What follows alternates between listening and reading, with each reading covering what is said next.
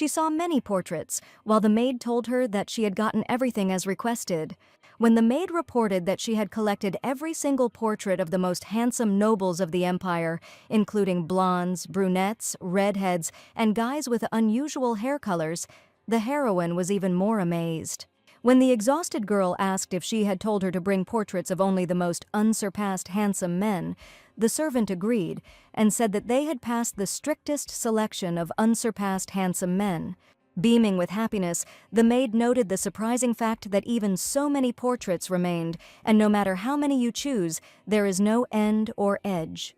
The servants were very surprised and frightened, so they immediately rushed towards her when their mistress, swaying from side to side, suddenly began to fall backwards. With tears in her eyes, the main character did not understand why there were so many uselessly handsome men, because she somehow had to find the male protagonists among them. Looking at her poor miss, who looked quite sick, the maid did not know what to say, and tears appeared in her eyes. With words that she should sit down quickly, the servant helped her mistress, noting that at this rate she would collapse with a fever again. Sitting down on the ottoman, our main character Jenna clenched her little fists, thinking that she needed to get it together. Having gained full determination, she realized that the most important thing for her now was to find male protagonists within 3 days by any means necessary. The main character, whose name is Jaina Este, is the daughter of a respectable count's family of the Visan Empire, and also a sickly beauty who faints at the slightest thing due to her chronic illness. All this is the only thing she knows about herself now, because she is the second-time traveler who does not know what kind of novel or what position she ended up in. Before coming to this world, she lived in Seoul, Korea, and was an avid reader of romantic fantasy, having read over 1,000 novels, in which category she read everything without discrimination. Even if the girl had to name the novels of her entire life, she would not have enough fingers and toes. She only had 5 favorite heroes. That day a month ago, the heroine was browsing websites in search of the new romance of her life, and fell asleep only at dawn, as always. Her surprise knew no bounds when, opening her eyes, she saw in front of her a multitude of unfamiliar people who, having gathered around her, were very surprised. When she came to her senses, she realized that it was not only the people in front of her that were unfamiliar, and not only the ceiling, which reminded her of a palace, but also she herself. An ordinary person would have fainted when faced with something like this, but she, with N years of experience as a reader and having read over 1,000 novels, was not at a loss and quickly figured out the situation. While delighted that she had actually gotten into a novel, Jenna thought that getting into a novel would be a piece of cake for a fantasy novel lover. Her surprise and horror knew no bounds when, having found out at least some information about this world, she could not understand which of the novels she had ended up in. Continuing to wonder where she ended up, the heroine, ultimately disappointed, realized that with N years of experience as a reader, although she had read more than 1,000 novels, she simply could not remember all the events of each of them. Usually the time travelers, upon hearing the name of the empire or kingdom, immediately recognized where they had ended up, but Gina, clutching her head, could not understand why she did not have the memories that naturally surfaced in time travelers. The maid screamed in fear when her mistress, after telling her that in that case she should start from the basics, because one should not underestimate a fan of fantasy novels, suddenly fell backwards. The very next day, when the bright sun was shining high in the sky, the main character woke up and realized that she had fainted again. Getting up from the bed, she thought with bewilderment that she had no idea that a weak body could be so uncomfortable, because even going outside was scary. She was quite surprised and immediately pricked up her ears when, getting out of bed and going to the window, she heard the maids talking about her. Standing in the next room, she listened as the maids talked about how their poor Miss's illness was only getting worse, and the consequences were more serious, because she didn't even remember the name of their country. Hearing this, Jenna felt extremely awkward, because she knew perfectly well that these were not the consequences of the disease. At this time, the servants continued to talk about their mission, when suddenly one of them said that her heart sank with pain every time the Miss smiled, because she knew nothing. The heroine was greatly perplexed when another maid, agreeing with these words, wondered how long the Miss should live without even suspecting her own illness. Jenna stood rooted to the spot when she learned from the maid's conversation that their Miss would not be able to live even 2 years due to an incurable disease. Remembering all those situations when she fainted, she could not believe that she was really so weak due to an incurable disease and would not live even 2 years, when suddenly something strange appeared behind her.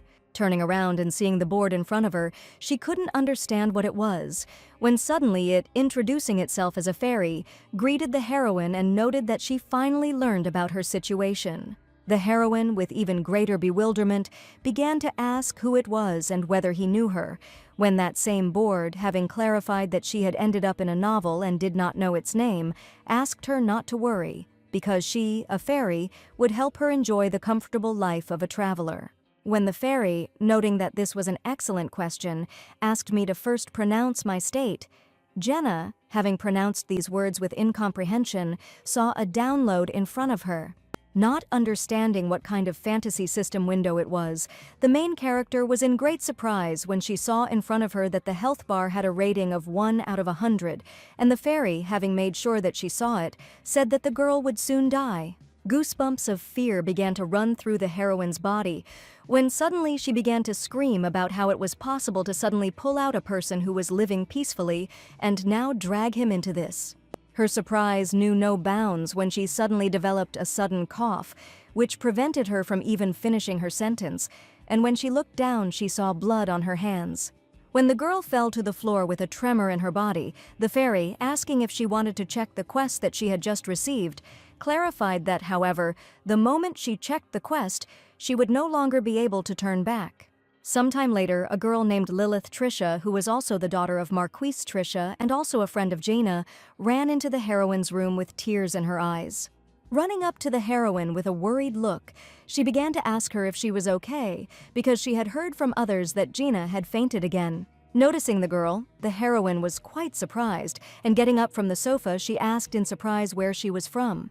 Noting with a trembling voice that she had already thought that something terrible had happened to her, Lilith hugged the girl tightly, saying that she was very glad that she looked healthy.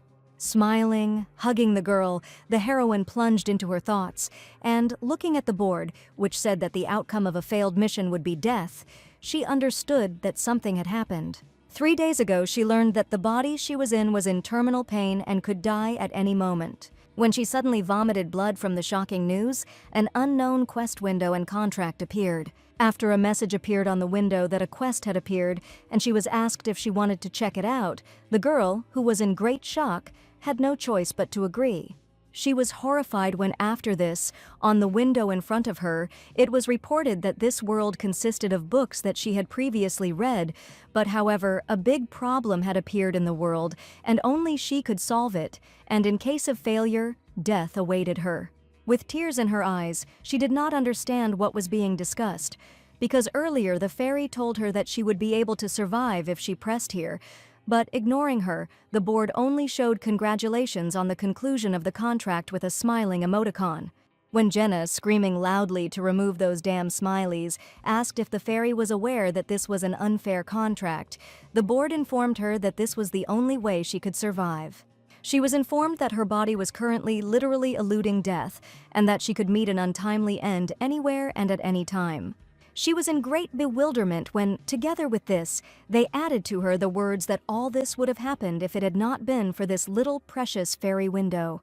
Suggesting that she should probably tell her about this place from the very beginning, the fairy informed her that, contrary to her guesses, this was not the world of any of the books she had read.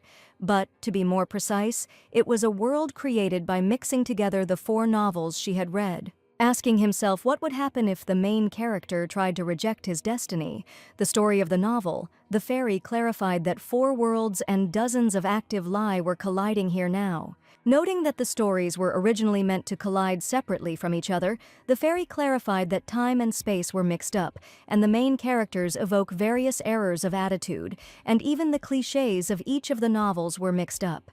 Jenna was quite surprised and didn't quite understand what was going on when she was informed that her role in all this was that of a rare conductor. She became thoughtful when she learned that it was not necessary for all the details to fall into place exactly as in the novel, and all she had to do was manage the process so that they did not deviate from the main development of events. Not understanding why and how, she began waving her arms in anger and shouted that the fairy should entrust such things to the main characters and not to a weak girl. She was surprised and closed her eyes from the bright light when the fairy, without even letting her finish speaking, said that these main characters were the guiding thread, after which bright rays of light flashed on her hand. Jenna was quite surprised and didn't quite understand what it was when she opened her eyes and saw something that looked like a smart watch on her hand. When the window showed information that the received item sends a signal when the main character is nearby, the fairy said that the moment she sees the main character, a hint will appear, with the help of which she can recognize that he is the main character. The heroine was shaking with anger when she realized that this bastard still wasn't listening to her, while he continued to talk about how, with the help of hints, she just needed to turn the story in accordance with how she knew it. Telling her not to worry, the fairy informed her that the more attempts she made to find the protagonist, the higher her energy would become, but she also had to be careful, because if she gave up or neglected her duties, the level would drop again. When the girl asked if she would be able to return home if she did everything, the fairy agreed and said that he would also fulfill any of her wishes. Looking in bewilderment at the board, which indicated in red that failure in this quest would result in her death, Gina could not understand whether this was a quest or a threat, after which her path in search of the main characters began. After some time, lying on the floor with tears in her eyes and a pile of scattered books near her, the heroine could not understand how she was supposed to find the main characters if she had no idea where they lived or what they did. She knew very well that in the world of love fantasy, there are heroes who have defeated the Demon King, the most beautiful princesses in the kingdom, and sometimes even the main characters are the devil father or the daughter of the traitor's cousin. When Jenna, already completely disappointed, thought that this was precisely why it was impossible to single out any features, a thought suddenly came to her mind. She suddenly realized that there was actually one absolute rule regarding the main male characters, and that was that they were all unusually handsome. So the heroine immediately began collecting portraits of handsome men from all over the empire. Standing in front of her friend with an admiring look, Gina asked her if she often attended balls at the imperial palace. Grabbing her hand, she also asked if this meant that she had seen the people in these portraits in reality, and asked if there was anyone among them who looked different than in the portrait. After looking closely at the portraits and thinking for a bit, Lilith, noting that she was not sure and did not know whether it was possible to say such a thing, pointed to the portraits of Baron Aaron and Viscount Enoch. Looking at her friend with a smile, she said that their appearance in the portraits was too embellished, after which Jaina, having fallen into some bewilderment, was surprised by the fact that even in this world there are those who use filters. Raising her head, Lilith looked at the portraits again and, surprised, asked why she needed all this pile of portraits, after which the heroine, having reported that she had already greatly reduced the number, noted that from the very beginning they did not even fit in the room. The friend asked with great bewilderment whether this was a good thing when Jenna confidently declared that thanks to her, they had managed to get rid of 3 more portraits. Realizing that she was doing a good job of gradually filtering them out, the heroine was frightened by the fact that the remaining guys looked like handsome men with disgusting personalities. Unsure whether to call such karma luck or misfortune, Gina thought about it and realized that she loved all the main characters of the world without prejudice, but at the same time, her taste for the character of the main character was unbreakable. She knew perfectly well that all her favorites were prickly and cold-blooded to the point of cruelty handsome men. Still in her world, she thought with a smile that, of course, in real life she would never want to encounter such a guy, and a romance is a romance and she does not choose a guy for herself in truth. While Lilith looked at her in bewilderment, the girl, remembering that time, thought that if she had known that everything would turn out this way, she would have chosen only sweet and kind main characters. The heroine did not understand at all how she could meet and personally talk to each of them in order to find the main characters, because she could die even from one breath of wind, and besides, they were all not to her taste. Turning to her friend and approaching one of the portraits, which depicted a handsome man with sky-blue hair, Gina asked if she knew who it was. Looking at him and seeing the look that said he would kill her if she said just one wrong word, and the sharp features on his face that seemed like you could cut yourself, the heroine understood that she could not help but read a novel in which such a main character appeared. Not understanding what her friend was even talking about, Lilith, with a puzzled expression on her face, reminded her that this man was His Highness the Second Prince. After some time sitting in the garden and looking with a not particularly pleased look, the same guy with sky-blue hair menacingly noted the lateness and asked how long he had to wait. Jenna was in huge shock when she learned from her friend that this guy was L, who is famous for his angel-like appearance. With tears in her eyes, her friend suggested that she didn't even remember this after another fainting spell, but the heroine, standing in a stupor, said with a smile that this was not so and that she was simply so blinded by him that she couldn't recognize him. After making sure that everything was indeed in order, Lilith continued to list the guys in the paintings, one of whom was His Lordship the Duke, and the other was the Lord of the Magic Tower, while the girl watching her listened diligently and wondered who these guys were. Realizing that these three were probably the main characters of the novels, Jenna was quite surprised by such an incredible cast, although she also understood that there should be 4 main characters. While the heroine was deep in thought, her friend suddenly looked down at the floor and sadly noted that she didn't know it was that serious. Jenna asked in surprise why she thought so when the girl said that. After all, she had been having a hard time lately. Still without looking up, Lilith noted that her friend was already too busy, and she also needed to take care of herself, so she didn't want to burden her anymore. Looking at the girl in surprise, Jenna, having thought everything over carefully, suddenly realized that she had been so busy with her work that she had not paid attention to the people around her. Lilith Trisha, daughter of the Marquise Trisha, is Gina's only friend and also one of the most beautiful women in the Empire with an influential background and a higher education. Along with this, she is also a very sweet and kind girl who always smiles and is always ready to help. When Jenna was sick, she took care of her for a whole month like a sister and did not leave her side for a single step. Understanding that it is important to rest at such moments, the main character with a smile suggested to her friend to take a walk together to the greenhouse, noting that she wants to show her that now she is better than ever. Hearing this, Lilith was quite surprised, after which Gina reported that she had heard that the magic of the ancient great wizard was still preserved and rare flowers still grow there. The heroine was stunned when, after she clarified that this was the largest greenhouse in the Empire, her friend said that this was not so, after which Gina said that since she was not feeling well, she had never seen it in person. She cried out in surprise when Lilith informed her that only members of the imperial family or those who had received permission could enter the greenhouse. Lost in thought, Jenna didn't know what to say because she didn't understand at all why everything was so strict, although it was just a greenhouse. Noting that everything was fine, Lilith noted with a smile that she was very sorry that no one appreciated the dignity of the Este family except herself. The heroine shuddered in surprise when suddenly, appearing out of nowhere, the fairy announced that she agreed with this, and also noted that if she went to the greenhouse today, she might unexpectedly get lucky.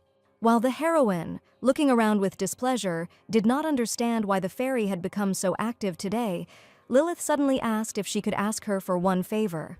The girl, whose beauty befitted an angel, asked if she could come visit Gina tomorrow if she didn't mind, after which Gina herself, in great shock from such beauty, immediately agreed. Sometime later, when the sun was shining brightly in the sky, the servants were pleasantly surprised to see their lady and assumed that she had decided to take a walk. With tears in her eyes, one of the maids said that she was very glad that her lady was much better because before that she often fainted and often felt dizzy, when suddenly another, looking at her with bewilderment, asked whether their lady was heading straight to the greenhouse. Standing right in front of the greenhouse gates, Gina thought about the fact that, at the moment, the 3 possible main characters are the Second Prince, the Grand Duke, and the Lord of the Magic Tower. She understood perfectly well that the daughter of an ordinary count had no right to come into contact with any of them, so she decided to first meet with the most ordinary candidate, hoping that he would be gentle. As Gina walked closer and closer to the greenhouse, she was not entirely sure she would be able to find him, let alone talk to him, but at the same time, she also realized that time was running out. Knowing that she needed to gather information anyway, she reached for the door handle, thinking that she knew little about him. But according to others, he had a bad temper. Her surprise knew no bounds when, after she tried to open the door with the thought that she would get into trouble if she made a bad first impression, someone suddenly pulled the door sharply and it began to fall. As she fell to the floor, her face buried right into the floor, the guy standing next to her watched the scene with a stony face. Not understanding who did it, she got up from the floor and started shouting that he should be more careful, noting that there were people around. She immediately fell silent, and a look of great surprise appeared on her face when she turned around and saw the guy from the portrait in front of her. Looking at the girl sitting on the floor, he repeated her words with some displeasure, after which he angrily asked how she could treat a member of the imperial family like that. The heroine was quite surprised when she suddenly saw the smart watch on her hand light up. Assuming that this meant that this was the main character, Jenna covered her watch with her hand in surprise and wondered if this meant that she had completed the task. She was quite surprised when suddenly, again appearing out of nowhere, the fairy suggested that she seemed to have forgotten the details of the task and clarified that the condition for completing the task was to find the first novel. Noting that the guide had just met the second prince, the fairy said that the guide knew nothing about the work, not even the title, plot, or characters, and then suggested that she try to get clues from the prince standing in front of her. Jenna just looked towards the window in surprise because she understood that she was hearing such conditions for the first time, and earlier she was told to just find the main character. Anger appeared on the heroine's face when the fairy suddenly declared that she had never said anything like that, when suddenly the prince, who had been standing in front of the girl all this time, asked why she continued to sit like that. Telling herself not to worry, Jenna immediately got up from the floor thinking that this was a unique opportunity and she could fix everything. Having bowed before the prince, she said that it was a great honor for her to meet His Highness the Prince, although she understood that all this was because she had read many, many novels. While the heroine, lost in her thoughts, was thinking with complete confidence that she would be able to surprise him, the second prince looked at her with a not very pleased look. All her thoughts immediately dissipated, and she herself fell into great shock when the prince asked her whether she had studied the rules of etiquette. After Jenna sadly announced that she was still studying, the guy immediately asked how old she was, to which he heard that she was 20. The prince immediately said that this was enough, when Gina, looking away and not knowing at all what to answer, suddenly announced that training should continue regardless of age. The heroine did not quite understand what he meant by the question of whether she had mastered the forms of greeting, after which the prince, looking away, concluded that the count had not taken care of her training, since she did not even know that she needed to arrive on time. Hearing this, the heroine was quite surprised and immediately wanted to resolve this misunderstanding by saying that she just went out for a walk. While she wanted to clarify the situation, the guy, without even listening to her, asked her to stop chatting and go home, commenting that he had already waited long enough. Jenna was stunned when she heard these words, because she was very unhappy that there seemed to be no one here who could listen. After some time, still continuing to follow the prince and trying to keep up, the heroine became immersed in her thoughts, reflecting on the current situation. She realized that the second prince, the main male character who had come to the greenhouse, had waited an hour for the count, who was supposed to see him out. However, the count was nowhere to be found, so instead she, who had come simply for a stroll, was taken for his guide. Thinking about this, Jenna was horrified, but at the same time, she also understood that the count, or rather her father, was a good man, but he had a lost image. When at that moment a window appeared in front of the girl, which said that she could die if she missed her chance, the heroine was quite angry about this, because she knew very well who exactly was to blame for this. Gathering her strength, she tried to put on a cute expression, and asked why the second prince was in this place. When the guy answered with a cold look that he came to look at the flowers, the girl thought seriously and could not understand why he needed a guide at all if he came to the greenhouse just to look at the flowers. Suddenly, a certain thought came into the heroine's head, immediately after which she asked the prince whether he had come here to give flowers to someone. She realized that her guess was correct when the prince, having agreed, said that he wanted to give a gift to his younger sister. The guy asked with a serious look if there were any problems when he saw how surprised Jenna was by his answer, but she immediately reported that this was not the case at all. Hearing these words, a smile appeared on the heroine's face after she realized what kind of man he was. Now she has found out that he is an icy man who doesn't even talk to the opposite sex, but adores his only younger sister. Despite this, the main character of the novel is the only one who gets close to him, and as a result, he falls in love with her, which is a typical cliché in romantic novels. Continuing to stare at the prince's back, Gina thought that there were quite a few such main characters, but judging by the prince's distinctive hair color, he was quite a memorable character. All her thoughts were dispelled when the guy suddenly stopped in place and with a mesmerized look noted that this place had not changed at all. The heroine didn't quite understand what he meant, but looking up, her eyes filled with admiration when she saw the charming view. She immediately came to her senses when she noticed the prince's gaze on her, after which, immediately noting that she was His Highness's guide, she tried to at least think of something. Trying to somehow get out of it, she pointed to the lanterns, after which she asked if the prince knew that they were magical, although she herself could not understand why she said this. Hearing this, the prince became quite angry, and noting that it was obvious, since the palace took care of their service, he suggested that she seemed to be testing him. The heroine broke out in a cold sweat of fear when she realized that if there were only 4 novels, that meant 3 more equally complex characters. When a window appeared in front of her with motivating words about not being sad, Gina became even more angry and mentally screamed at the fairy to be quiet. The prince and the girl were extremely surprised when, after the guy said that this place was very beautiful and would remain so even if the lights went out, the lights suddenly went out and they were left in pitch darkness. Looking into the darkness, the prince did not understand at all what was happening, after which the girl suggested that perhaps something was broken. Hearing this, the boy had a misunderstanding about whether the magical item could break, because he understood that this meant that the magicians were no longer doing their job. Seeing the stupid expression on the girl's face, who did not understand at all what he was talking about, the prince only firmly stated that this was enough. The heroine did not quite understand what he meant when the prince, saying that they had better leave because the greenhouse without light could be dangerous, moved forward. Trying to keep up with the guy, the girl lifted her dress and quickly moved forward, asking the prince to be a little slower. Suddenly something grabbed her by the leg, after which she fell to the ground with loud screams, also knocking down the prince along with her.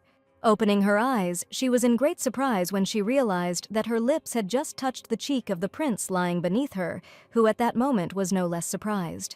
Having come to her senses and realizing what had just happened, Gina began to ask for forgiveness with horror in her eyes, while the prince continued to lie there, not understanding the whole essence of the situation. Jumping up from her seat and jumping away from the guy as far as possible, the heroine began to insist that she didn't want this, arguing the situation by the fact that she had something on her ankle. Hearing these words, the guy rose from the floor with a menacing look, after which, saying that everything had begun, he began to pull out his sword. Seeing the sword before her, Gina was horrified, and with a trembling voice, she began to assure the prince that she could swear by heaven itself that it was a mistake. A few seconds later, after a loud scream, Gina suddenly saw the prince hit something around her ankle with his sword, after which she immediately asked in disgust what it was. Jenna was in great surprise when the guy asked her if she knew that tree roots were alive and moving. When the prince clarified that she was the owner of this greenhouse, the girl, looking at the roots with surprise, said that, strictly speaking, they were not hers, but her parents'. With a smile on her face, she also said that this was her first and probably last time here. When she also wanted to report that all this was the reason why she was not feeling very well, the guy, without even letting her finish, noted that it seemed like the rumors were true. Jaina didn't quite understand what he meant, after which the prince informed her that she was unaware of her family's heritage and had also been carelessly raised. While the girl, after these words, with a stony face, thought that he would hardly leave it like that, the prince began to tell about how 1,000 years ago strong magic was cast in this greenhouse, which has survived to this day. At the same time, he reported that it is for this reason that plants grow here that can only be grown with the help of magical power. The guy also noted that not only unique plants grow here that don't grow anywhere else, but also dangerous species that harm people and need to be controlled so that they don't wake up. When the girl, with an admiring look, clarified that it was something like a house plant, he said that it was the first time he had heard them called that. The prince was horrified when he saw the girl, saying that there was something strange on his shoulder, remove the leaf from his shoulder. The girl did not understand at all what was happening when she saw how the guy, horrified, grabbed her hands and clenched them into fists. She was horrified when a disgusting sound was suddenly heard from her hands, but the guy, trying to somehow calm her down, asked her not to worry, after which he crushed the petal. When Gina asked what it was, the prince shouted that it was a valid sheet, and also told her that as soon as it penetrates the skin of a person or animal, it immediately ignites. The heroine only looked at him in surprise when he, noting that she apparently did not know these basics, asked what was wrong with her. When the girl realized that she almost lost her arm, she immediately thanked His Highness with a sweet smile for saving her. Hearing this, the prince only looked away, after which he admitted that in fact it was she who helped him, which surprised the girl quite a bit. When the girl began to assure him with a smile that this was not so, justifying this by the fact that she did not even know what it was, the prince with a stone face only said that she was just bragging now.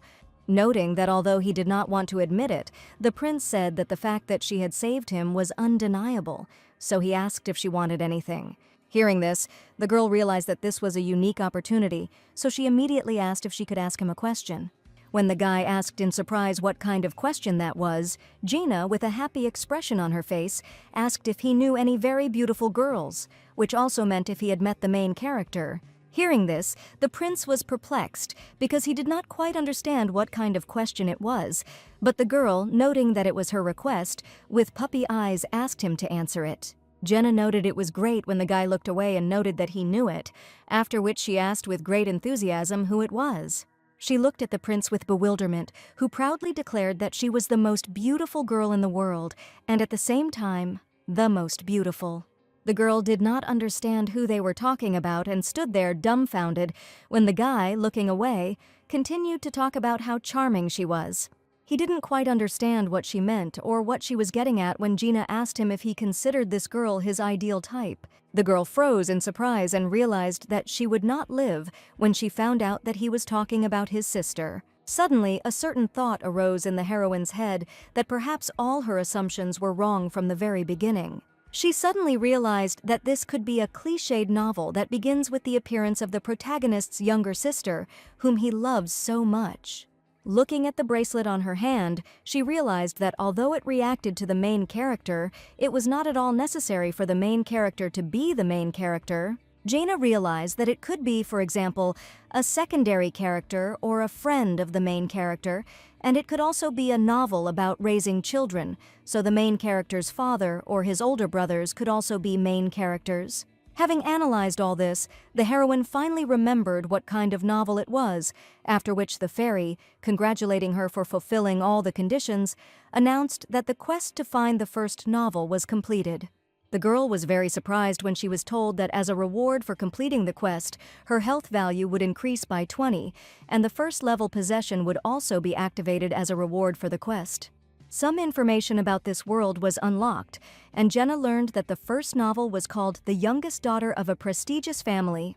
Reviews from the internet said that this is a decent story about the upbringing of the main character, and although the brothers are annoying at first, behind their back they really care about their sister. Also on the internet, people begged to read this novel to the end, arguing that even if the second brother is annoying at the moment, in the end he will be betrayed like a dog. Having learned the name and looking after the prince, the heroine realized that this was the same second brother, whose name was Louis Porvison, who behaves cruelly, but eventually becomes a dog. Jenna was pleasantly surprised and immediately shouted out that very phrase when, after the message that the description of the main character's character had been created, she was asked to shout out that she wanted to see the character if she wanted to see him. After the phrase was spoken, a window appeared in front of the heroine, which indicated everything about Louis, but looking at the low level of favor, she was quite surprised. She was in great shock when the fairy told her that this meant that this person liked you. The heroine had no idea how she could make an impression now that she was told that the higher a person's favor, the more likely he was to follow a cliché. Looking at the second prince and knowing full well that he didn't follow the cliché anyway, Gina couldn't understand what was going on with these brothers. As she continued to follow him and stare at his back, she thought that when she first saw him, he looked like a brother who couldn't get over the death of his younger sister. Still returning from her thoughts, the girl wanted to ask the prince a certain question, when suddenly at that moment, the lanterns began to shine again. Noticing this, Louis and the heroine were very surprised and also quite happy about this moment. When Jaina expressed interest in knowing why he was included, the prince sighed heavily and asked if she should explain it to him. With an awkward smile on her face, the girl, noting that the light had already been turned on, suggested continuing the tour, but the guy, turning away, did not agree. When he reported that she seemed quite relaxed, despite not understanding the situation, the girl was not at all pleased when she also remembered that she had 7 favors.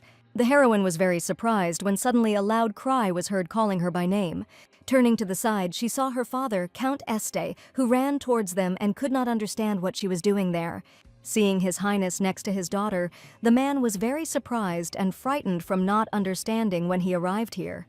Approaching the place and seeing the angry expression on the prince's face, the count became even more frightened, and he himself began to tremble.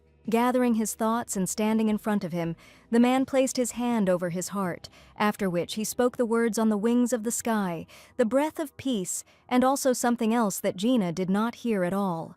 Looking at the prince at that moment, and seeing how calm he had become, the heroine was very surprised. And not understanding what it was, she assumed that it was magic. Jenna knew perfectly well that something had happened, but she didn't understand what exactly because she hadn't heard at all what her father was saying. Remembering the prince's question about whether she had learned the rules of etiquette, which had surprised her greatly, the heroine assumed that this was a feature of this world. All her thoughts were dispelled when the prince suddenly, agreeing, lowered his gaze and noted that she had not seen Count Est for a long time. Suddenly, anger appeared in his gaze, and he looked at the count and asked what was happening with his duty to maintain the greenhouses. Seeing such an expression on her face, the man began to tremble even more violently, after which he, hiding behind his daughter, apologized to His Majesty, and then noted that his daughter was a poor, fragile child. While Gina did not understand at all what was happening, her father, comparing her to a fawn, asked the prince to allow him to let her go first. Noting that there was no need to keep an irresponsible person who did not know what was going on by his side, the prince said that the young lady could return. Jenna was very interested, but she only had to agree with a stony expression when Louis announced that they had a serious problem to discuss with the count, who was trembling with fear at that moment. Knowing that she still had something else to check, she knew she couldn't do anything about it. So she turned to the prince and wanted to tell him that she was leaving, as he had said. She was quite surprised when, at that moment, without even letting her finish speaking, the prince asked her to greet him properly next time. Sometime later, one of the maids, standing before her lady with tears in her eyes, asked for forgiveness for not telling her earlier, because she had not thought at all that she would go to the greenhouse today.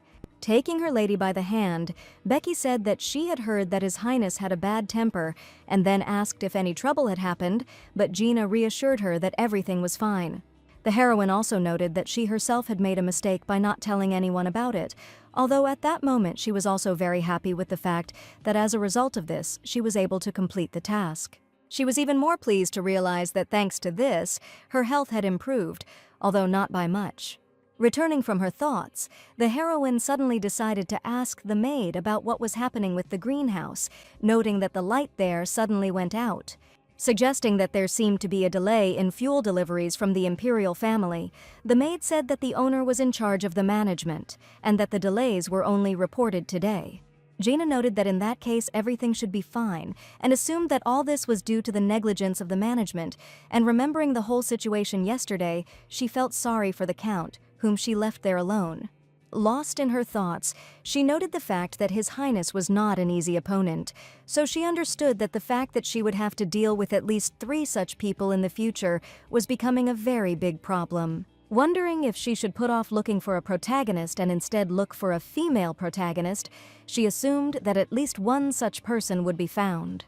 When she thought about the main character being as harmless as a hamster and as dazzling as a ray of sunshine, the image of her friend Lilith suddenly popped into her head. Sometime later, sitting in the garden and sipping a cup of hot tea, Lilith asked her friend with a smile what was the matter, noting how she said that she wanted to tell her something. Sitting in front of her with a stony expression on her face, Jenna waited for some kind of reaction from the bracelet, but received nothing. She was disappointed, realizing that if Lilith had been the lead female performer, there would have been some kind of reaction long ago. Suddenly, a thought came into her head, after which the girl, turning to her friend, asked if she knew anything about the greeting of the imperial family. After quoting the phrase on the wings of the sky, the breath of peace, Lilith asked if this was what she meant, after which Gina happily agreed. Not understanding what was going on, Lilith noted that her friend had begun buying up portraits of the entire empire and said that she was very concerned that Gina continued to behave in a way she had never behaved before. When she asked with tears in her eyes if everything was really okay, Gina, sitting with an awkward smile, said that she was fine and nothing had happened. With a heavy sigh, the heroine said that after her friend left, the second prince came to the greenhouse, and it seemed she made a mistake, because he told her that next time she should greet him properly. Noting that he is indeed very demanding, Lilith said that there were times when he would not let people go until his name was pronounced correctly. The heroine did not quite understand what she meant, after which her friend said that she should always be careful in his presence and reported. Lilith explained that pronouncing the names of the royal family in the divine language was not an easy task, but if she was careful, there would be no problems. A friend also compared this language to magic, because it sounds very romantic, and also noted that, in addition to this, the name pronounced during a bow can only be heard by this person. Hearing this, Jenna immediately remembered that situation in the greenhouse when, after her father's words, she heard nothing, and now she understood why that was. Lilith was very surprised and did not quite understand what was being discussed when her friend asked her to tell her the name of the second prince. She informed the girl that unless it was a name widely known among the common people, it was forbidden to carelessly mention the name of a member of the imperial family. Gina's horror knew no bounds when she learned that all the nobles of the capital receive knowledge about the imperial family and their names when they reach adulthood, and she should already know the name of His Highness well. The heroine understood that she knew nothing at all because she had taken possession of Jen's body several months ago when she had already reached adulthood.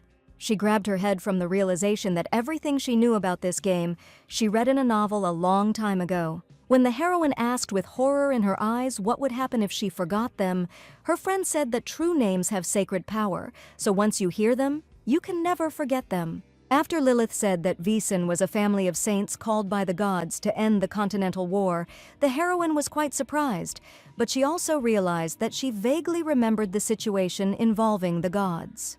The Youngest Daughter of a Prestigious Family is a novel that begins with the discovery of a daughter who had 3 brothers in an abandoned corner of the imperial palace. Surprisingly, this daughter could use the sacred power granted by the gods, which quickly made her a real treasure of the empire.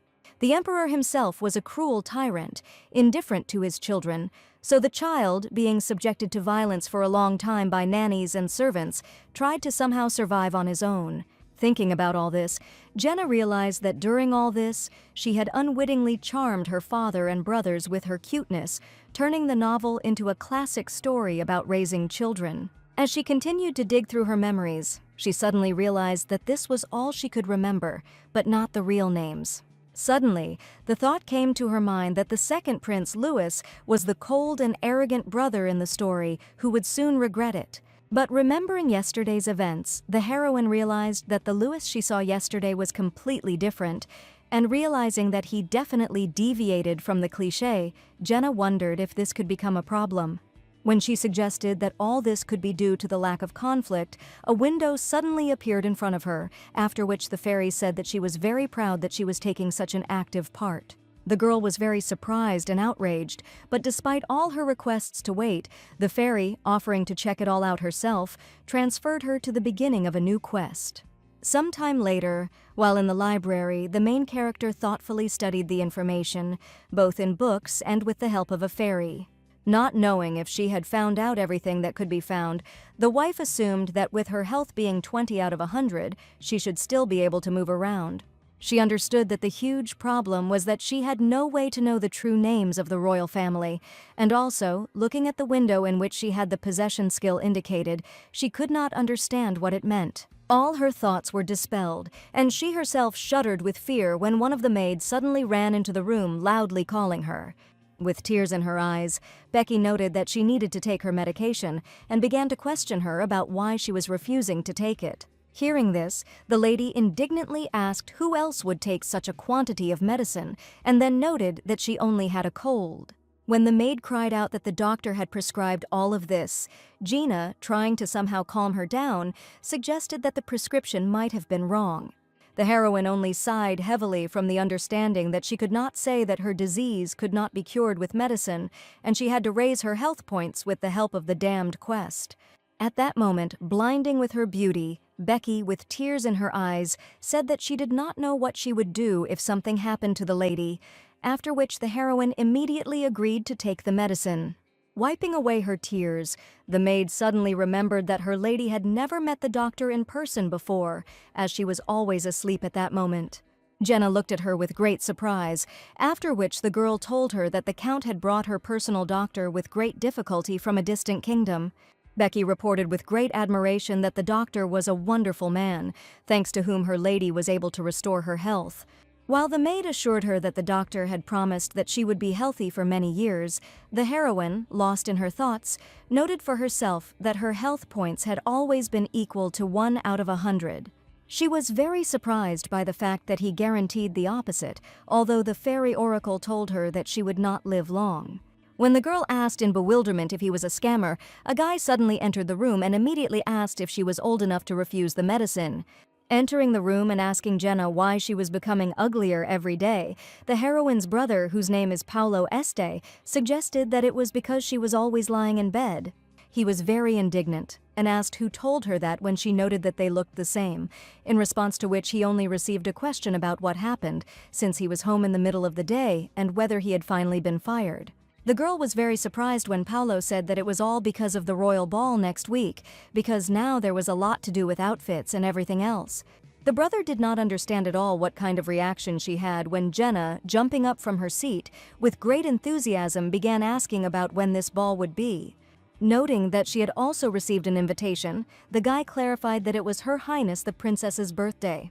Lost in thought, the heroine noted that she also needed to go there, but her brother, asking how she was going to go there being so weak, said that her father would never allow her to do so. The maid, standing to one side, watched with an anxious expression as her lady, having declared with complete confidence that she was fine, reported that she was now healthier than ever. Along with this, Jaina also stated that she wants to do whatever she wants while she is conscious, and she doesn't even need her father's permission to do so. She knew perfectly well that her father had a weak heart, so he would quickly give in if she started to persuade him. Looking at his sister, Paulo realized that he was not the man to stop her, so, noting that there were only a couple of days left, he asked how many days she would need to prepare. When Jaina said with a smile that this time would be enough for her, the maid standing next to her said with tears in her eyes that up until that moment she could not understand her lady. When the heroine looked at her in surprise, Becky confidently declared that she would immediately call all the capital's tailors, but Jenna, trying to stop her, said that she shouldn't go that far. Having asked her miss not to worry about anything, the maid assured her that she would take care of everything herself. Turning around and looking at the board that listed a new quest to meet the princess, Gina realized that in this case she would be able to complete the quest. Also, looking at the windows in front of her, which offered to find out what was wrong with the main character of the novel, she also learned that if she did not meet the main character, her health points would drop to 1 again. Thinking about it, Gina realized that if her memory served her right, this was a ball in honor of the princess's birthday, which her tyrant father was reluctantly organizing at the insistence of his servants. At this event, a tyrant father witnesses his daughter being harassed by rude people, which leads to him helping the main character for the first time, which becomes an incredibly important event. Knowing it was coming next week, Jenna suspected it was too good to be true. Even in ancient times, when there was a war on Earth, one of the knights walking behind the king tried to call him. When His Highness turned to him, the knight said that he felt that he would not be able to witness the heights that the king would reach. Falling to his knees and dragging drops of blood along the ground, the soldier only asked the king to always remember him. He put his hand to his chest, with tears in his eyes and a smile on his face, and said that he was his eternal knight, Embernet. At that very moment, Jenna suddenly woke up in the middle of the night with tears in her eyes and was very shocked. After some time, dressed up in an evening dress, the heroine walked down the corridor, yawning loudly and stretching her arms up. Seeing this, her brother noted that it was very similar to her, and then asked her to at least cover her mouth when she yawned, but the girl, ignoring his request, noted that she felt like she had not slept all night, but as if she had been watching a movie all night. The guy didn't quite understand what she meant, but Jenna simply asked him to ignore it. She stated with all seriousness and determination that this was not so when her brother informed her that they could return if she was tired. Hearing this, a barely noticeable grin appeared on Paolo's face, and then he said that he couldn't even believe that the day had come when he would see her off to the ball. Taking her hand, they headed into the hall, while the brother continued to tell the girl to be careful and take care of herself. Entering the hall itself, where many couples were already dancing, Jenna was in great delight, because she understood that this was a real romantic novel. Noticing such delight, her brother asked her why she was looking around as if she was there for the first time, and then with a grin, he informed her that her already unattractive face had become even uglier. When the girl, sighing heavily, asked him if he had ever been spat in the face, he, not understanding what was being discussed, stated with complete confidence that he had such a perfect face. Looking around, Jenna noted how wonderful it was here and said that she never thought she would be able to come here. Her eyes were full of delight from the understanding that balls are a place where all sorts of incidents and scandals happen, so she can't even believe that she is at a ball. She was very surprised and immediately came back from her thoughts when her brother suddenly placed his palm on her head. Paolo said with a smile that she should first greet the emperor, and then noted that if someone spoke to her, she should cover her mouth with a fan. Asking him not to worry, Gina confidently stated that she was no longer a child, and also noted that Lilith would also be here soon. Smiling at the relief it was, the guy patted her on the back, said they would see each other again, and headed in the other direction. After another insult from her brother, in which he called her ugly, the girl only looked at him in bewilderment because she understood that they looked the same. She was thrown into horror while all the other ladies began to whisper among themselves when suddenly a voice was heard from the hall that His Highness the Prince was descending. While the prince was coming down to everyone with a serious face, people were saying that he was as beautiful as an angel. Seeing him himself made Jen shudder even more as she imagined him with a fierce look telling her to find out his true name. Looking at the prince, the heroine could not understand why the main character, who is not the main character, was behaving so dispassionately. The girl was amazed when she suddenly noticed how the bracelet on her hand began to react. Not understanding what this was about, since the prince was standing on the other side, she noticed out of the corner of her eye how a small child was crawling out from behind the tablecloth. The heroine was very surprised to see a child here, but noticing the silver hair with a tint of sky blue, she realized that in front of her was the main character of this novel, the little princess. Jenna was amazed when, after she wanted to greet the princess, the little girl rushed away from the table at great speed. Without even having time to react, the girl continued to stand in one place in great shock and, not understanding why she was running away, was also surprised by such speed, which is quite consistent with the main character.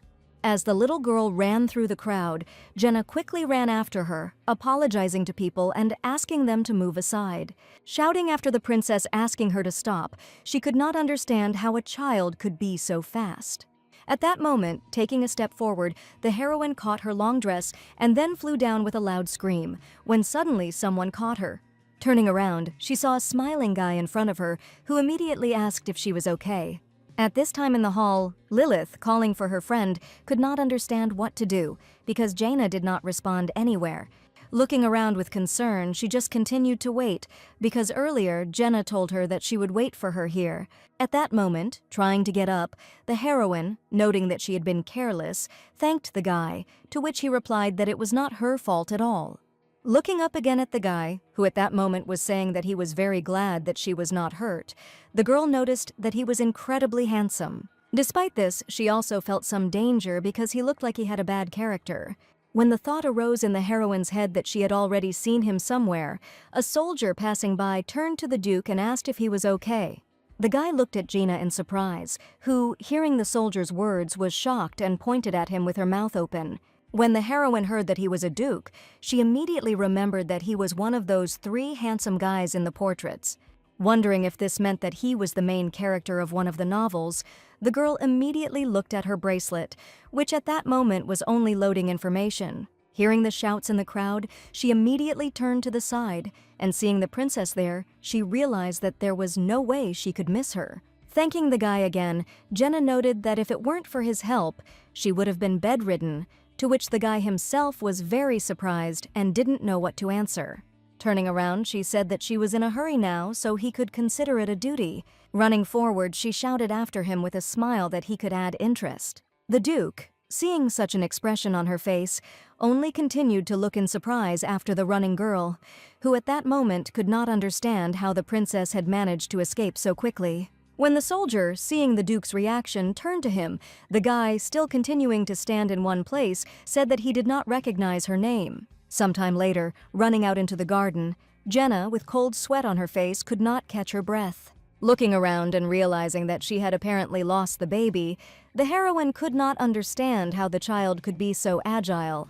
Breathing heavily, the girl realized that if she had known that this would happen, she would have talked to the Duke longer, but now nothing would work. Suddenly, raising her head up and looking at the moon, Jenna suddenly wondered where she was at all. Hearing some rustling in the bushes, she began to tremble because she could not understand at all who could be in such a place.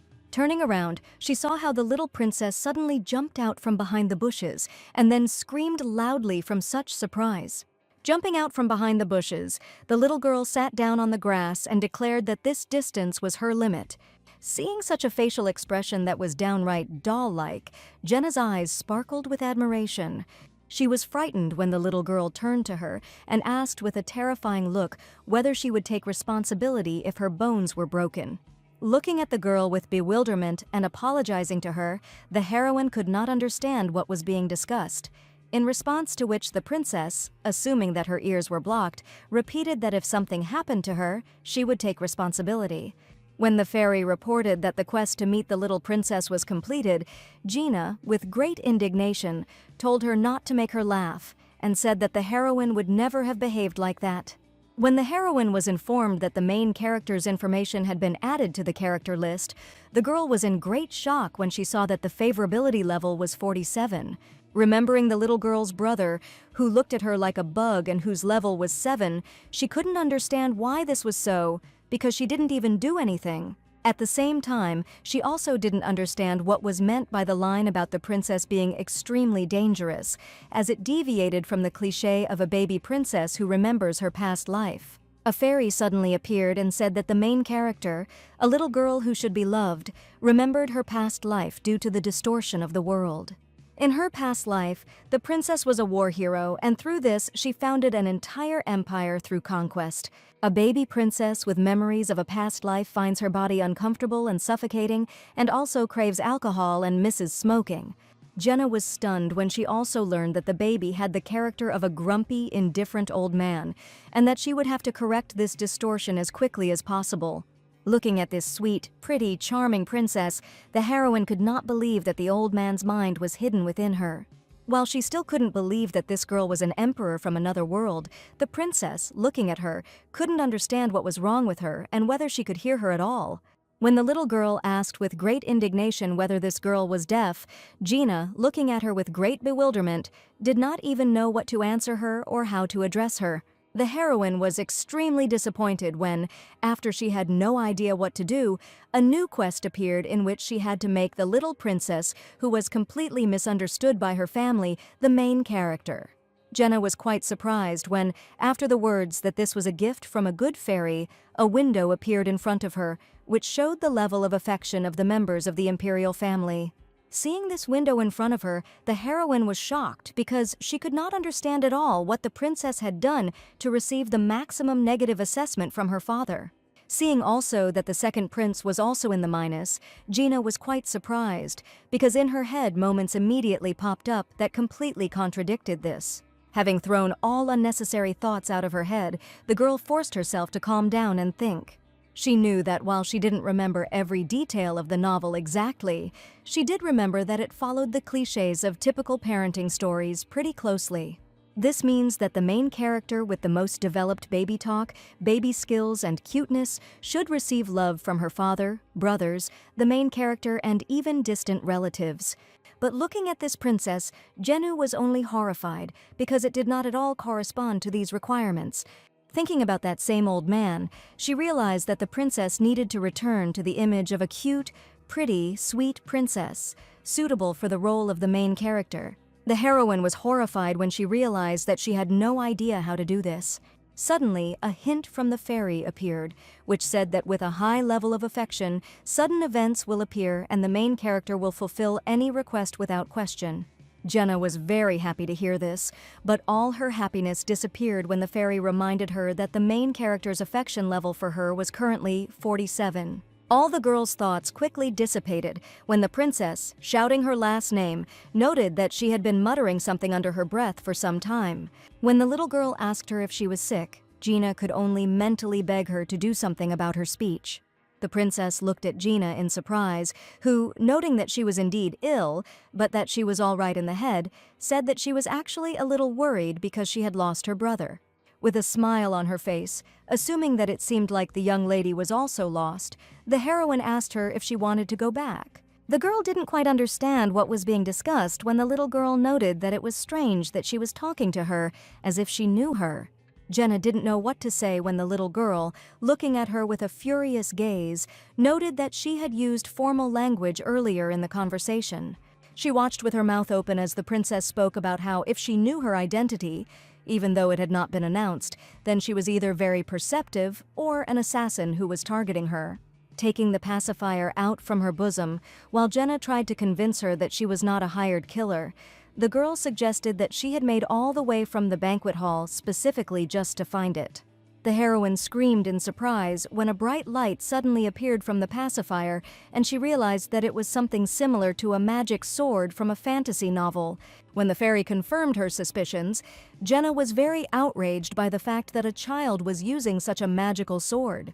Falling to her knees and bowing her head, the heroine began to ask for forgiveness for pretending not to know her and said that she knew from the very beginning that she was a princess. The little girl was very surprised when the girl told her what she had heard about her from the second prince. She said that the prince called her beautiful, with hair that shone like water and eyes like cherry blossoms. Hearing that the second prince spoke very highly of her, the little girl only looked away, saying that in the end, this guy would make her a target. At that moment, the girl did not quite understand what was being discussed, when suddenly the princess, although having accepted this fact, still angrily noted that the girl had not come this way in order to know how she was doing. Jenna backed away, trying to convince her that it was all a misunderstanding and that she had only followed her because she was so impressed by her cuteness. Having suggested solving the problem with words, but not hearing an answer, she only cried out pitifully, asking for help when the princess, with a sword in her hands, was ready to pounce on her. The heroine was very surprised when at that moment a bright light flared up in her hands, and she, dodging, was able to reflect the blow. Continuing to dodge the blows, the girl was very surprised because she did not understand at all why her body was moving on its own. She didn't quite understand what was going on when the fairy who suddenly appeared again remarked that it was amazing that she had raised her mastery skill from level 1 to the current level. Gina became even more confused when she was informed that the soul and memories of the ancient knight Embernet now belonged to her. After thinking for a bit, that same dream suddenly surfaced in her memories, after which everything fell into place in her head. Noting that she was very quick-witted, the fairy offered to hear the sad story of Embernet, the unfortunate knight who was unable to witness the destruction of his homeland, but Gina was quite angry at the fact that the fairy could not read the atmosphere. Suddenly, blood began to drip from the girl's nose, which surprised her greatly, and the fairy at that moment reported that her health was rapidly deteriorating due to excessive activity, which did not correspond to her current condition, and also recommended that she take a little rest. Looking at her at that moment, the little princess, getting closer and closer, noted that she seemed to be more than just an ordinary person. Gina, standing in a cold sweat and covering her nose with her hands, continued to look at the girl in horror and understood that this was truly madness. After the fairy reported that her health was rapidly declining and her points were becoming smaller with each passing second, the heroine felt herself beginning to fall from powerlessness. Suddenly, at that moment, someone grabbed her hand and prevented her from falling at that moment. Standing up and turning around, the heroine saw only knight's armor in front of her, after which she realized that it was most likely Embernet. When the guy immediately disappeared as if he had never been there, Jenna was in complete shock as she felt tears start to flow from her eyes. Looking at the princess standing in front of her, the heroine felt something incomprehensible that reminded her of that very dream. After thinking for a while, the girl suddenly remembered that in her past life as a princess, she was an emperor, a war hero who founded a great empire with her conquests. Wiping the tears from her eyes, Jaina realized that although she had no proof, it was certainly not a coincidence that she had inherited the memory of a knight who had died on the battlefield. Realizing she had no choice but to try, she revealed that what really made her pursue the princess was the fact that she could see past lives. Hearing this, the princess shuddered in surprise, after which the heroine also told that she was one of those who followed her. Kneeling down, Gina noted that they had finally, after so much time, met the great war hero, Emperor Lot Viken, the only emperor of the continent. Looking at the girl at that moment, the little girl only continued to stand silently with a stony face. Asking her to remember, Gina said that she was her faithful knight Emmaberneth, after which a long silence followed. Suddenly, the baby's gaze changed completely and she cautiously began to ask if she was really Ambernet. Seeing this, Jenna was very surprised, and at that moment the fairy reported that her closeness to the main character had increased by 20%. Rising from her knees, the girl also asked for forgiveness for her strange behavior, arguing that her memory had not yet fully recovered. Her surprise knew no bounds when the princess quickly ran up and hugged her tightly, informing her that everything was fine. Drowning in the baby's arms, the heroine announced with a smile that her name was now Gina Este. She was pleasantly surprised when the fairy reported that the main character remembered the name of the owner of the country, and also congratulated her on the fact that now the main character would trust her.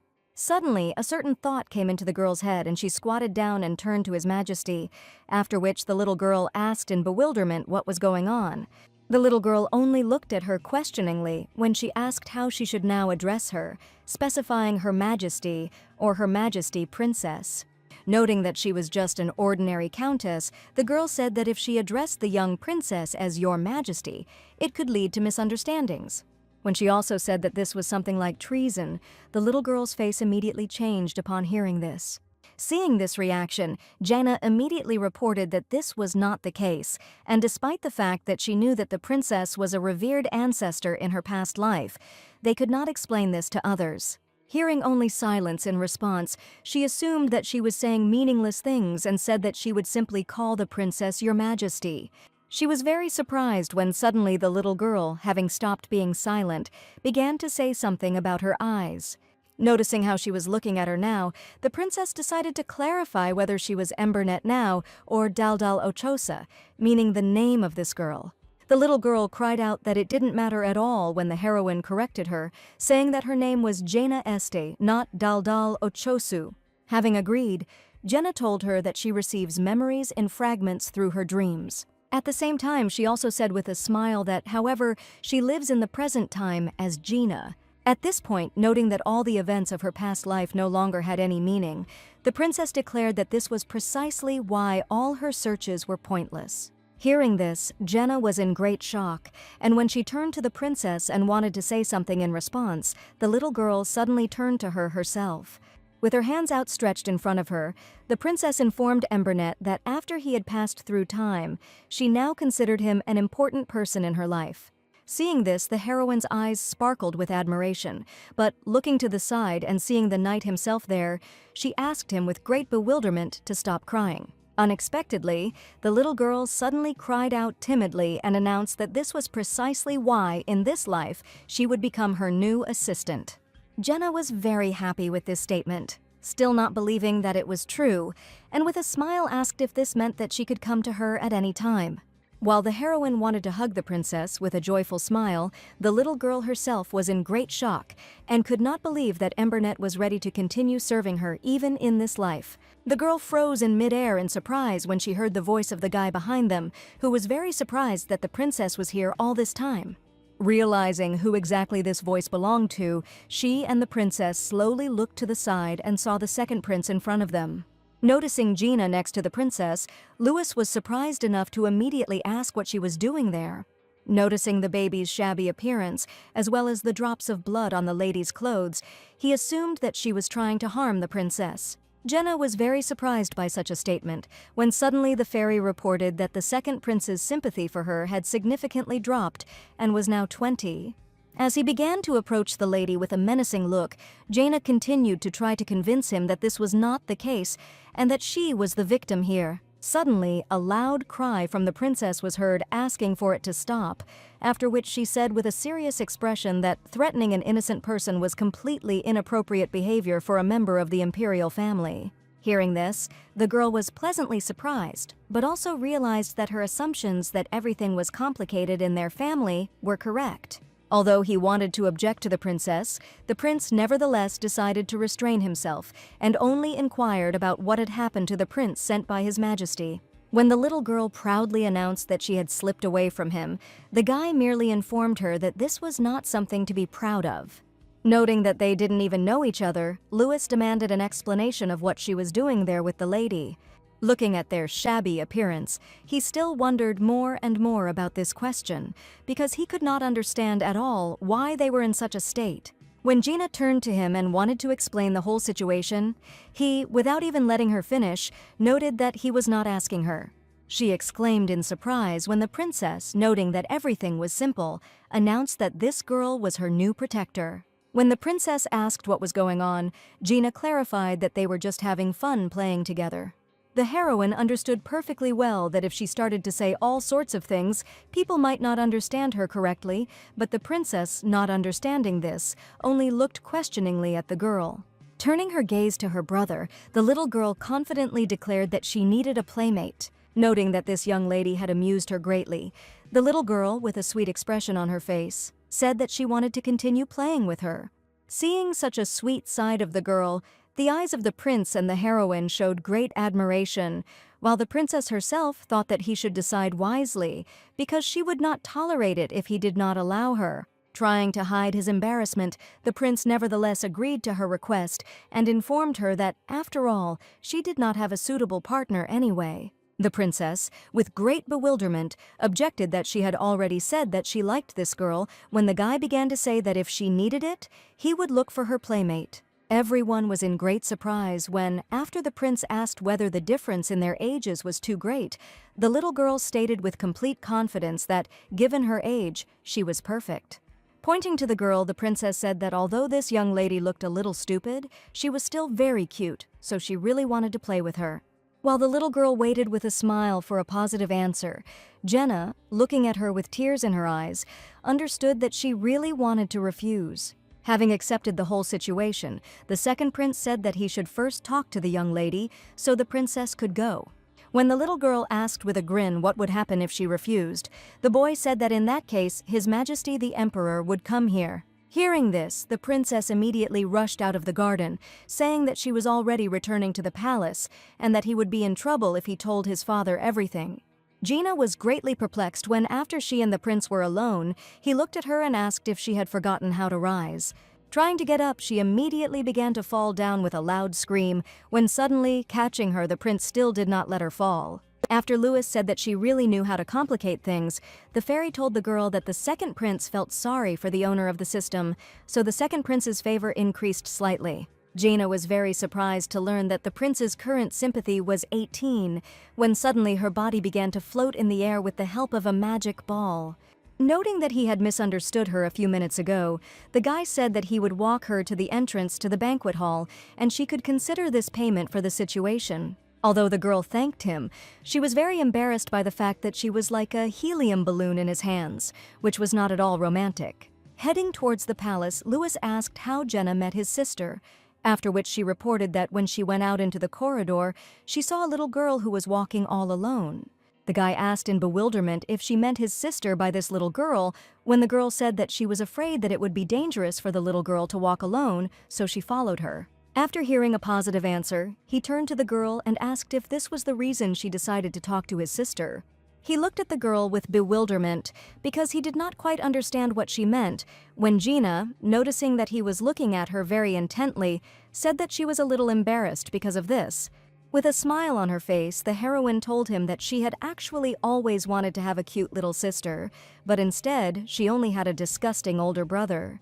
Hearing this, Louis simply called her stupid and asked if all sisters usually thought that way about their older brothers. Having heard a positive answer, he thought about it, because he could not understand at all why older brothers were treated so badly. Hearing this, Jenna suddenly realized the whole situation, and looking at what she thought was such a charming kitten, a smile lit up her face. Noting that although she and her brother are not at all similar, Gina said that the prince and princess are the same in everything, from appearance to atmosphere. When she also revealed that they were brother and sister who looked exactly alike, her closeness with the second prince increased, even though he continued to look at her with a stony expression. She was pleasantly surprised to see this, as she had no idea it would work, so she continued to talk about how the princess's eyes were like precious stones. When she continued to talk with a smile about how when she saw the princess, it seemed to her that she had already seen those beautiful eyes, and later realized that they were very similar to the prince's eyes, the guy himself at that moment pretended not to understand what she was talking about. A smirk appeared on the heroine's face when she realized that it was useless for him to make such a stern face, because she could clearly see how favor points were added.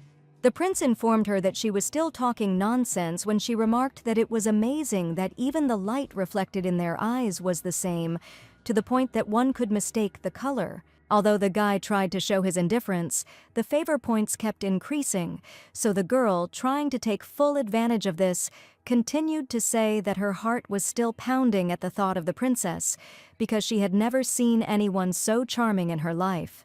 Seeing that the current sympathy was now 0, Jenna was pleasantly surprised when she realized that she had finally restored the sympathy that had fallen to the bottom, and could not understand why she had previously been unable to establish a relationship with this person for a long time.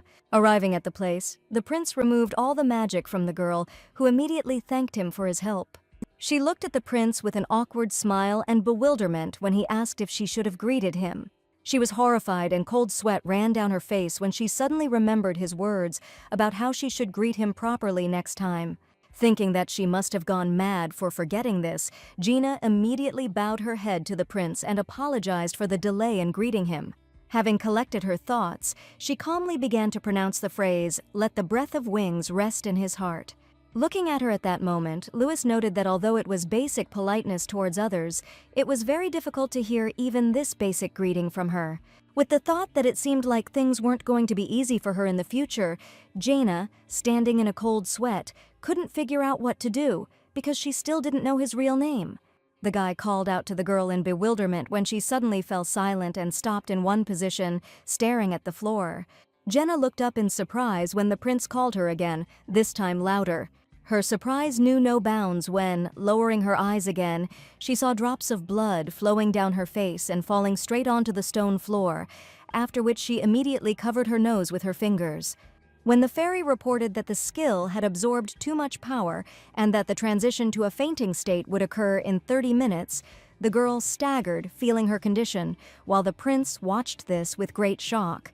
She could not understand why her condition was so bad, because she had completed everything and received the main mission, in response to which the fairy explained to her that all her strength was exhausted because of the battle with the little princess. When the prince, not understanding what to do, turned to the girl in fear, Gina only apologized, saying that it was time for her to go, when she saw that the time before fainting had decreased to 2 minutes. Losing consciousness, she only saw the vague silhouette of the prince, who, with great confusion, could not understand what she was talking about. Standing in a dazed state, the girl realized that she had not even finished the greeting, when suddenly the fairy reminded her that she would soon pass into a state of fainting. Realizing that she needed to find someone in 2 minutes, she decided to find Paolo, because if she fainted in the middle of the banquet, they could at least call a doctor for her. Her surprise knew no bounds when the prince, noting that this was terribly reckless, lifted her up in his arms. At this moment, the fairy reported that the main character, the second prince, had increased his sympathy for the girl, and also reminded her again that she would soon pass into a state of fainting.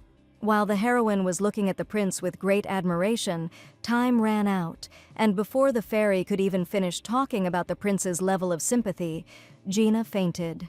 Sometime later, when the sun was shining brightly in the sky, Jenna woke up with great surprise, at first thinking that everything that happened was a dream. Having risen from her bed and realized that she was in her room, the heroine could not understand how she ended up at home. At that moment, one of the maids, entering the room with tears in her eyes, dropped the plate of water from her hands when she saw that her lady had woken up. The heroine was very surprised when Becky immediately ran up to her, hugged her tightly, and said that she was very worried because her lady took a long time to come to her senses. When asked by her mistress how many days she had slept, the girl, with tears in her eyes, replied that she had been unconscious for 2 whole days. Hearing this, the heroine thought about it and realized that if you consider that she lost consciousness, then 2 days is not so bad. Having decided to look at her status, namely health indicators, she opened the window, after which the fairy informed her that her health was significantly exceeded, and also the main character, the little princess, received a bonus reward for a wonderful conversation. Seeing the health indicators at 27 out of 100, Jenna was unpleasantly surprised, because she realized that all this suffering was not worth it, and she needed more. While the heroine was still not satisfied with the fact that she was not given a normal reward, at that moment Paolo appeared in her room, who immediately noted that she had finally come to her senses. When his sister indignantly asked him when he had managed to come in, the guy, with a smile on his face, asked if she had gotten enough sleep and noted that she seemed to be full of energy since the morning. Sitting down in front of the bed, he pretended to understand everything when Jenna reproached him for the fact that a knight could not so calmly enter a lady's room. After asking Becky for forgiveness, he said that he would be more careful, but the heroine, seeing the maid's surprise, only told her not to pay attention to her. Along with this, Paolo also asked to thank Lady Lilith for him, noting that thanks to the carriage with magic that she provided, Gina managed to reach the estate and receive help from a doctor in time.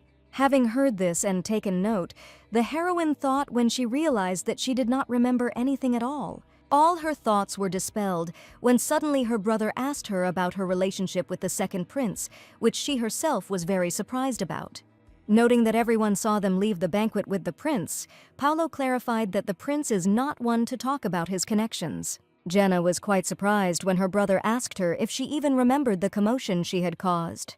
After thinking for a moment, she suddenly realized that she had completely forgotten that Louis had taken her to Paolo. Remembering that very moment, she could not understand what had appeared on the status window. At this point, her brother decided to clarify whether this meant that she wanted to become a princess, but she, very indignant at such a question, said that they were not connected in any way.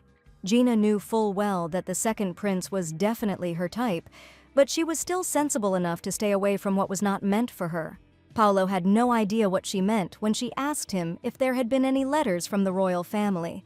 When he asked with surprise whether they had something with the second prince, Gina, calling him stubborn, indignantly reported that this was not the case at all.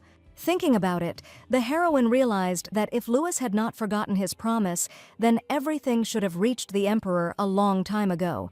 She also realized that, in all the commotion, she had almost forgotten that her main goal was to reach the 90th level of sympathy from the royal family. Jenna decided that she needed to become a bridesmaid as soon as possible, because for now this is all that matters to such a simpleton, and this is the only reason to meet the princess, while freely moving around the castle. At that moment, the door of the room opened, and the maid who entered the room immediately apologized to the miss and the young master for their rudeness. Holding a tray of letters, she announced that an invitation had arrived from the royal family. While her brother was quite surprised to hear about the royal family, Gina just smiled confidently at that moment. Sometime later, the heroine, accompanied by her brother, went to the royal palace. When the girl confidently stated that she could go alone, Paolo merely said that he was just going to work.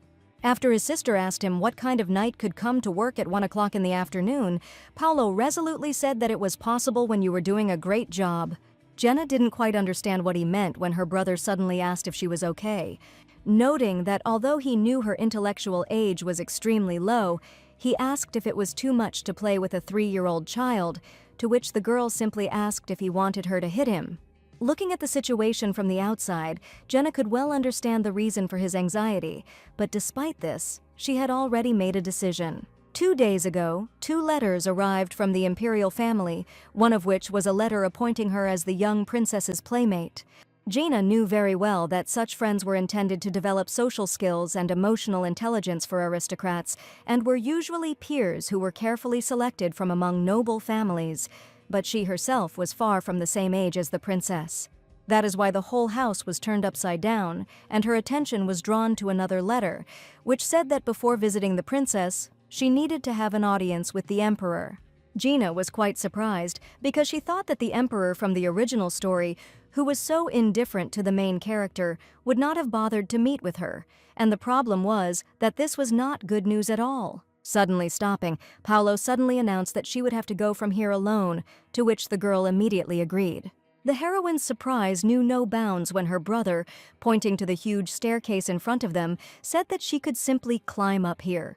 After some time, when the girl, using all her strength, finally climbed up to the castle itself, she was immediately met by the butler, and having clarified whether she was Lady Esta, he said that His Majesty was waiting for her. Asking to wait for at least a minute, Jenna, covered in sweat and trying to somehow catch her breath, was very surprised by the fact that someone had to come here to work every day. She noted angrily that no one had asked her when the fairy confirmed her guess that it was probably just because she had low stamina. Entering the emperor's room, she noted the good fact that she would not be called to His Majesty so often, or to be more precise, only once, to resolve this issue now. Raising her head, she saw the same tyrant father, whose name was Franz Konrad Wissen from the novel The Youngest Daughter of a Prestigious Family. Although Gina didn't remember all the details, she knew perfectly well that if he had the tyrant setting, it meant that he was dangerous and heartless, so in any case it was better not to contradict him. At the same time, the heroine also understood that there was a very high probability that this character would not be happy with her. Coming closer and bowing before the king, the girl introduced herself and noted for herself the excellent fact that at least she did not have to say those notorious greetings. Thinking about it with a smirk, she guessed that it was most likely because His Majesty's real name could only be pronounced by the Empress, which played into her hands. Looking at the girl, the emperor said that he had heard that his daughter liked her and that she wanted this lady to become her friend. Noting that the princess had even appointed her for this role, the man asked if this was true, to which Gina agreed and said that it was a great honor for her. When the king noted that she couldn't help but like it, the heroine could only continue to listen to it, maintaining a smile. Her brother's words immediately came to mind, asking her to listen to her carefully and telling her to watch her language when she spoke about the princess in the presence of His Majesty. Jaina was very surprised and asked the reason when Paolo told her that everyone knew that the princess and the king had a terrible relationship. Assuming that she would hardly understand, the guy said that in fact the princess was trying to cut the emperor with her toy or something like that. When the heroine suggested that it was a pacifier, her brother, agreeing, was quite surprised by the fact that she knew this from somewhere. Assuming that she was imagining herself slitting His Majesty's throat, Paolo informed her that no matter how sweet she was, any parent would be shocked by such behavior. He exclaimed with great bewilderment because he did not understand at all what his sister meant when, after thinking for a moment, she noted that it made sense. Remembering how she herself saw this pacifier turn into a magic sword, Gina noted to herself that such sympathy was quite understandable, because even for her, who knew the whole story, it was a shock, and for the family, it was probably a huge shock. Despite this, the heroine could not understand why the little girl had such hostility towards the emperor, who seemed to be her real father, so she assumed that he might have angered her in some way. Remembering the image of the little girl whose mind was like that of an old man, the heroine realized that this princess was capable of much more. Unexpectedly, at this moment, the emperor noted that friends for games are chosen from among peers, after which Gina reported that she knew this. Noting that she, despite this, still agreed, the emperor said that he wanted to meet her only to ask if it was true. Hearing this, the heroine was quite surprised, because this was not at all the reaction she expected. Looking at the emperor, she realized that he now looked more like a father who was worried about his daughter. Giving the example of the prince who doted on his sister, Gina found it all strange, after which she suggested that the sympathy scale might not correspond at all to the feelings of the emperor. Her surprise knew no bounds when the fairy, noting that this was entirely expected from a traveler, announced that she had discovered a hidden quest. The fairy said that the heroine had correctly noticed that something was wrong with the tyrant and suggested finding clues about the main character's relationship through a conversation with the tyrant.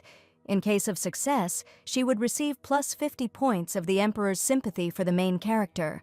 Noticing the reward, the girl realized that this was a great opportunity to reduce the scale by almost half, so in any case, she should try. She noted for herself the strange behavior of the prince, who doted on his sister, which was opposite to the low level of sympathy and the contradiction that arose from the behavior of the emperor. When the girl had already collected her thoughts, the emperor suddenly announced that their conversation was over and she could go to the princess's palace, which surprised her very much. After clearing her head, she realized that she had been threatened with death so many times that she had gone completely crazy, so this couldn't be a great opportunity if she might end up dying. As she reached out to refuse the quest, a window suddenly popped up, telling her that if she accepted the quest, the emperor would grant her a rare limited buff that would allow her to hear only the truth for 3 minutes. Seeing such conditions, the girl had no choice but to agree, although on the other hand, she still did not want to accept these conditions at all. The second prince, standing to the side, watched in bewilderment as, after the emperor announced that she could go, the lady turned to him and asked if she could ask him something. He couldn't understand what she was talking about when, after she clarified that from that day on she would be considered the princess's playmate, his father noted that it was true. When she asked if this meant that she would be able to visit Her Highness every day, the emperor, noting that she was now a playmate, said that she could. Looking at the timer above her head, which showed 2.5 minutes left, the girl could only hope that she would not regret her decision. His Majesty didn't quite understand what she meant when Gina asked if he had any concerns about a grown-up like her taking on the role. When the girl suggested that there might be a person who would be better suited for this role, the emperor announced that she was the first one his daughter had personally chosen. After the emperor said that this answer was enough, Gina, looking at him with bewilderment, asked what would happen if someone approached her with bad intentions. Noting that even if it was the princess's playmate, the king with a terrifying look announced that in such a case, this person's head should be cut off from his shoulders. The heroine shuddered, but she tried to keep a smile, while His Majesty, noting that her questions were very interesting, asked if she had anything else. Looking at the time, which showed just under a minute, Jenna understood that it was too late for regrets, and she couldn't back down. When she asked why Her Highness had chosen her, the king asked what could be more important than his daughter's wishes. The girl's assumptions were correct because she made sure that now the emperor is not such an indifferent father as in the original, and it is difficult to believe that he can harm the princess. Jenna understood that if this was his intention, then it was already obvious, so in the remaining 40 seconds she needed to make sure that her guess that the emperor hated the princess was not true. Not knowing how to start the conversation, the girl noted that Her Highness seemed very mature for her age, and at the same time she spoke very fluently. When there were 30 seconds left in the quest, she also reported that the princess was the most beautiful child she had ever seen. When the emperor demanded that she continue her words, and the timer was getting shorter and shorter, Gina, having gathered her courage, turned to the emperor. With 10 seconds left on the timer, the heroine, resigned to any outcome, asked the emperor if he hated the princess. Hearing such a question, everyone was in great shock, while Jenna herself, standing in complete bewilderment, could not understand what she had done. Looking at the girl with disdain, the emperor only angrily asked how this was even possible. At this point, the quest effect ended, and the emperor, quite angry at this question, began to use magic towards the girl, which surprised her very much. At this moment, the fairy, noting that the health condition had sharply worsened due to the strong consumption of mana, noted that at the moment the current health condition was 15 out of 100. Falling to her knees, she began to insist that this was not what she had meant at all, when the emperor, with an angry look, asked if she meant to say that the princess was not his blood daughter. She was quite surprised when she turned to the side and saw the second Prince Louis standing in front of her, who came closer and addressed his father. At first, not understanding what had happened, the girl was pleasantly surprised when she realized that he was going to help her. Noting that he shouldn't treat the lady like that, Louis clarified that she was so weak that she couldn't even walk 3 steps before she was already vomiting blood. Saying that such threats would definitely kill her, he said that he personally witnessed it during the princess's birthday celebration. He said that this lady was the only person who managed to find a common language with the princess. Hearing his son, the emperor, still with the same angry expression on his face, turned to Lady Esta with some order. Running out of the room and closing the doors, the heroine felt herself swaying from side to side due to her poor condition. Having taken it as hereditary that they all pulled out their sword first, she caught herself thinking that she was just a little bit away from dying right there. Thinking about it, she suddenly realized that she really could have died there, and if the prince had not interceded, she might already be dead now. At this point, the fairy reported that the quest conversation with the tyrant had been completed, and rewards had been received in the form of an increase in the health points of the lady who had been hit by 13, and the level of sympathy of the emperor by 50. Turning to the fairy at this moment, Gina asked to show the level of the emperor's sympathy. Seeing the 25 mark, she found it strange, because she knew very well that the emperor showed sufficient attention to his daughter, and the reason why, even so, he could not get closer to her was she herself. Noting that this had been a concern for her from the start, she clarified that the level of sympathy she saw was actually the level of sympathy the main character felt for her family members.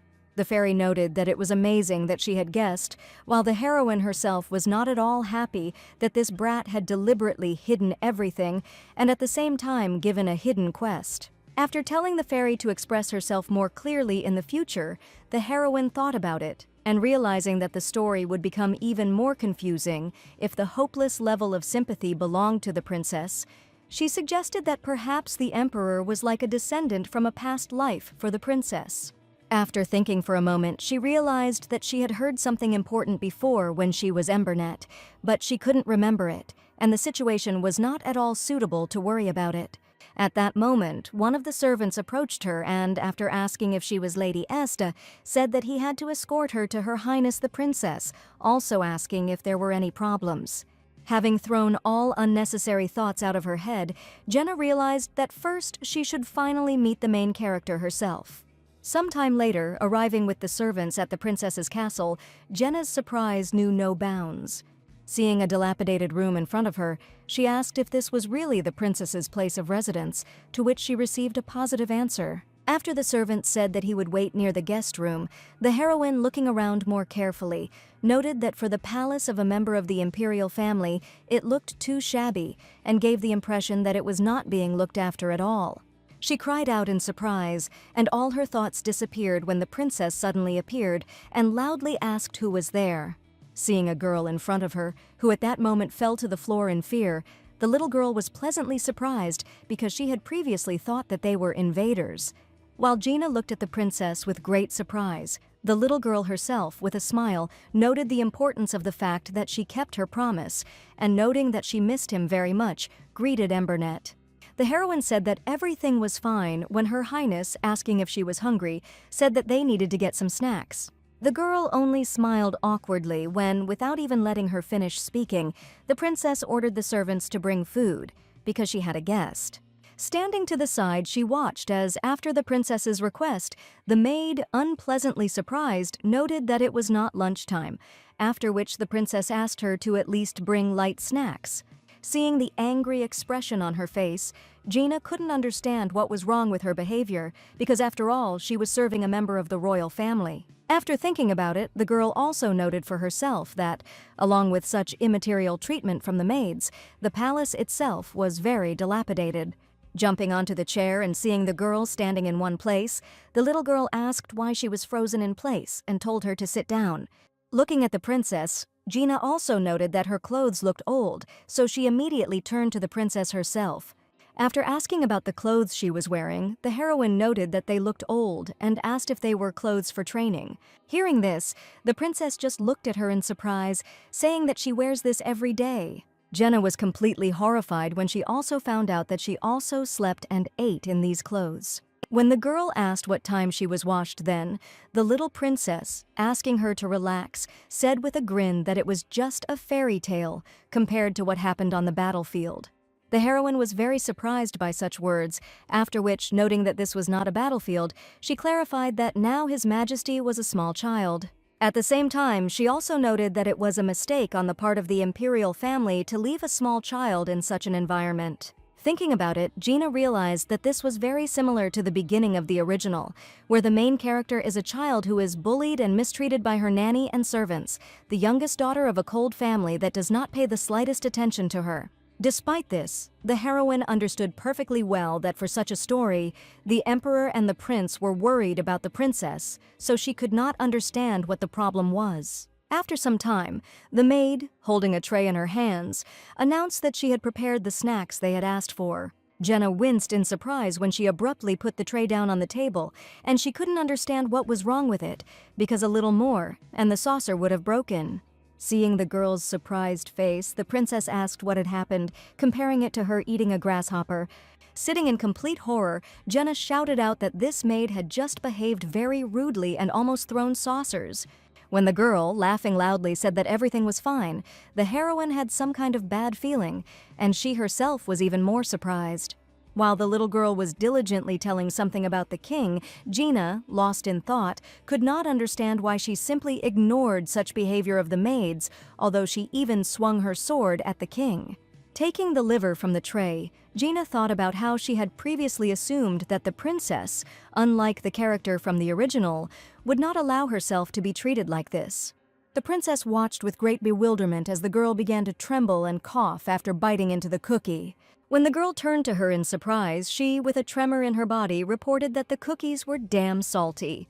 After the princess suggested that they must have overdone it with the salt, Gina, not understanding what kind of cookie could contain so much salt, suggested that they were just trying to make fun of her. Having taken in all the rudeness, which was completely unthinkable in relation to the imperial family, as well as the deception of the princess, Gina could not understand what was going on. The girl was even more surprised, because no matter what it was too much, when the princess, continuing to smile, began to assure her that everything was fine. Continuing to laugh loudly, the little girl proudly announced that, compared to the antics of enemy troops, this was childish candy. Hearing this, Jenna finally realized that it wasn't that she didn't notice and tolerated it, but that she simply wasn't interested in such attacks at all. Looking at the princess, she finally realized that this was the main reason why the story was not progressing. The heroine knew perfectly well that every novel has a climax and a conflict at the beginning, which drives the narrative. In the original novel, the narrative between the tyrant and his daughter began only after the servant's deeds were revealed. But looking at the princess, the girl realized that instead of considering this as a test, she was just coddling her servants, which is why the emperor did not notice anything. After thinking for a while, Gina turned to the princess, noting that she had heard some rumors that she had a very bad nanny next to her. Hearing this, the little girl was not particularly pleasantly surprised when she found out that such rumors were actually circulating, so her expression immediately changed. Gina knew that although the setting itself, in which the servants looked down on and oppressed the princess, was similar, in the original it was at the level of bullying and assault, and not this kind of deception, and at the same time, the nanny who led the bullying was nowhere to be seen. Noting that such a person really did exist, the princess said that he was no longer there, and showing her magic, she clarified that she had seen something that she should not have seen. Seeing this, the heroine was quite scared, but realized that her guess that, unlike the original, the princess did not need help, was correct. Realizing that no help was needed here, because there was no other place where such a brave child could be found, Gina also suggested that perhaps this was the reason why she was so rude to her brothers and father. She was very surprised when the fairy, noting that she was very impressed with her, reported that she had good insight. A new quest appeared before the heroine, during which she had to find out why the princess could not trust anyone, and for completing the task, sympathy for each family member would increase by 5 points. Having learned that she did not trust anyone, the girl realized that in this case it changed everything, and asked the girl if she should tell her father, the current emperor, about this. When the princess asked what she meant, Gina gave the example of the lack of management in the princess's palace, and also, pointing to the cookies, about this complete rebellion.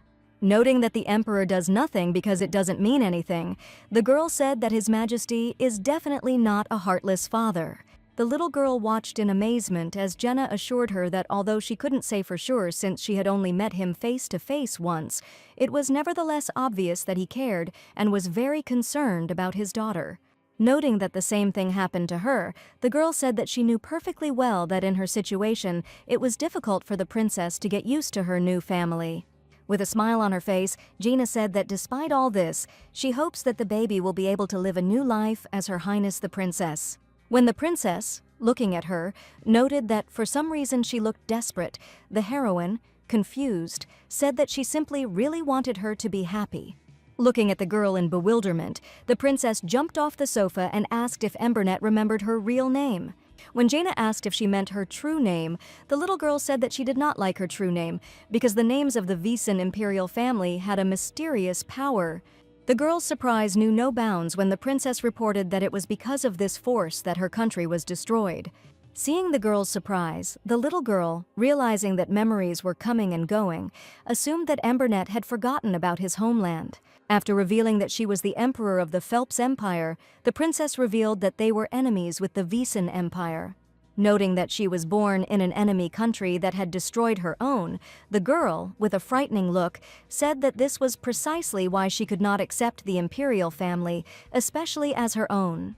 After some time, Gina, who was in the imperial family's palace, stood before the king again, who at that moment greeted her. Looking at the king, she thought that she could not even imagine that she would meet this tyrant again just one day later. Noting that she wanted to see him, the emperor informed her that he would have to reconsider the lady's future if she was going to make a useless request to him. Hearing this, the girl, although trying to maintain a smile, trembled with fear and could not understand why he had to threaten him right away. She herself would not like to meet him again if possible. But last night, the history of the Phelps Empire, which she found by searching the entire library, was literally hopeless. The Phelps Empire is a country that was once powerful enough to occupy half of the eastern continent, and the man who led this empire to its height was Roata, who is called the greatest general and emperor in history. But this was the end of the fate of the Phelps Empire, and while Roata lay in bed with an incurable disease, a saint appeared, possessing divine power, sent to him by God, and with him as the first emperor, the Visan Empire arose. While Visan consumed the Phelps territory using magical power, Roata could only watch as his country's history came to an end. At the same time, Roata was reborn in the Visan Empire, and as a princess, so after thinking for a bit, Gina realized that it was not at all surprising that he began to swing his sword as soon as he saw the emperor. Along with all this, looking at the emperor, the girl understood that along with this, one of the reasons was also the emperor's face. Throwing aside all unnecessary thoughts, Gina realized that there was still hope, because the emperor valued the princess very much, and in order to change something she had no other choice but to rely on him. Turning to the emperor, she noted that she had already mentioned this in a letter and said that she would like to ask about the entourage of Her Highness the Princess. Hearing this, the king became quite angry, and again beginning to show his magic, he asked if she meant, when she spoke of the surroundings, that the princess should be sent outside the palace. Upon hearing this, Gina did not quite understand what he meant, after which he informed her that if she wanted to save her life, she had better reveal her true motives. Not understanding why he had suddenly gotten so excited, she screamed in horror that this was not what she had meant at all. After composing herself, she said that she had witnessed how the servants in Her Highness's residence did not serve her properly and caused trouble.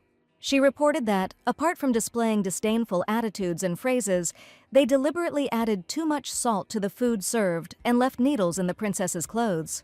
Gina trembled with fear, and again confirmed her words when the emperor, rising from his seat, with an enraged look, announced that he hoped that there was not a drop of falsehood in her words. The heroine stood rooted to the spot when the king, waving his hand, ordered the execution of all those working in the princess's residence, ordered the tongues of those who spoke rudely to be cut off, and the hands of those who added salt.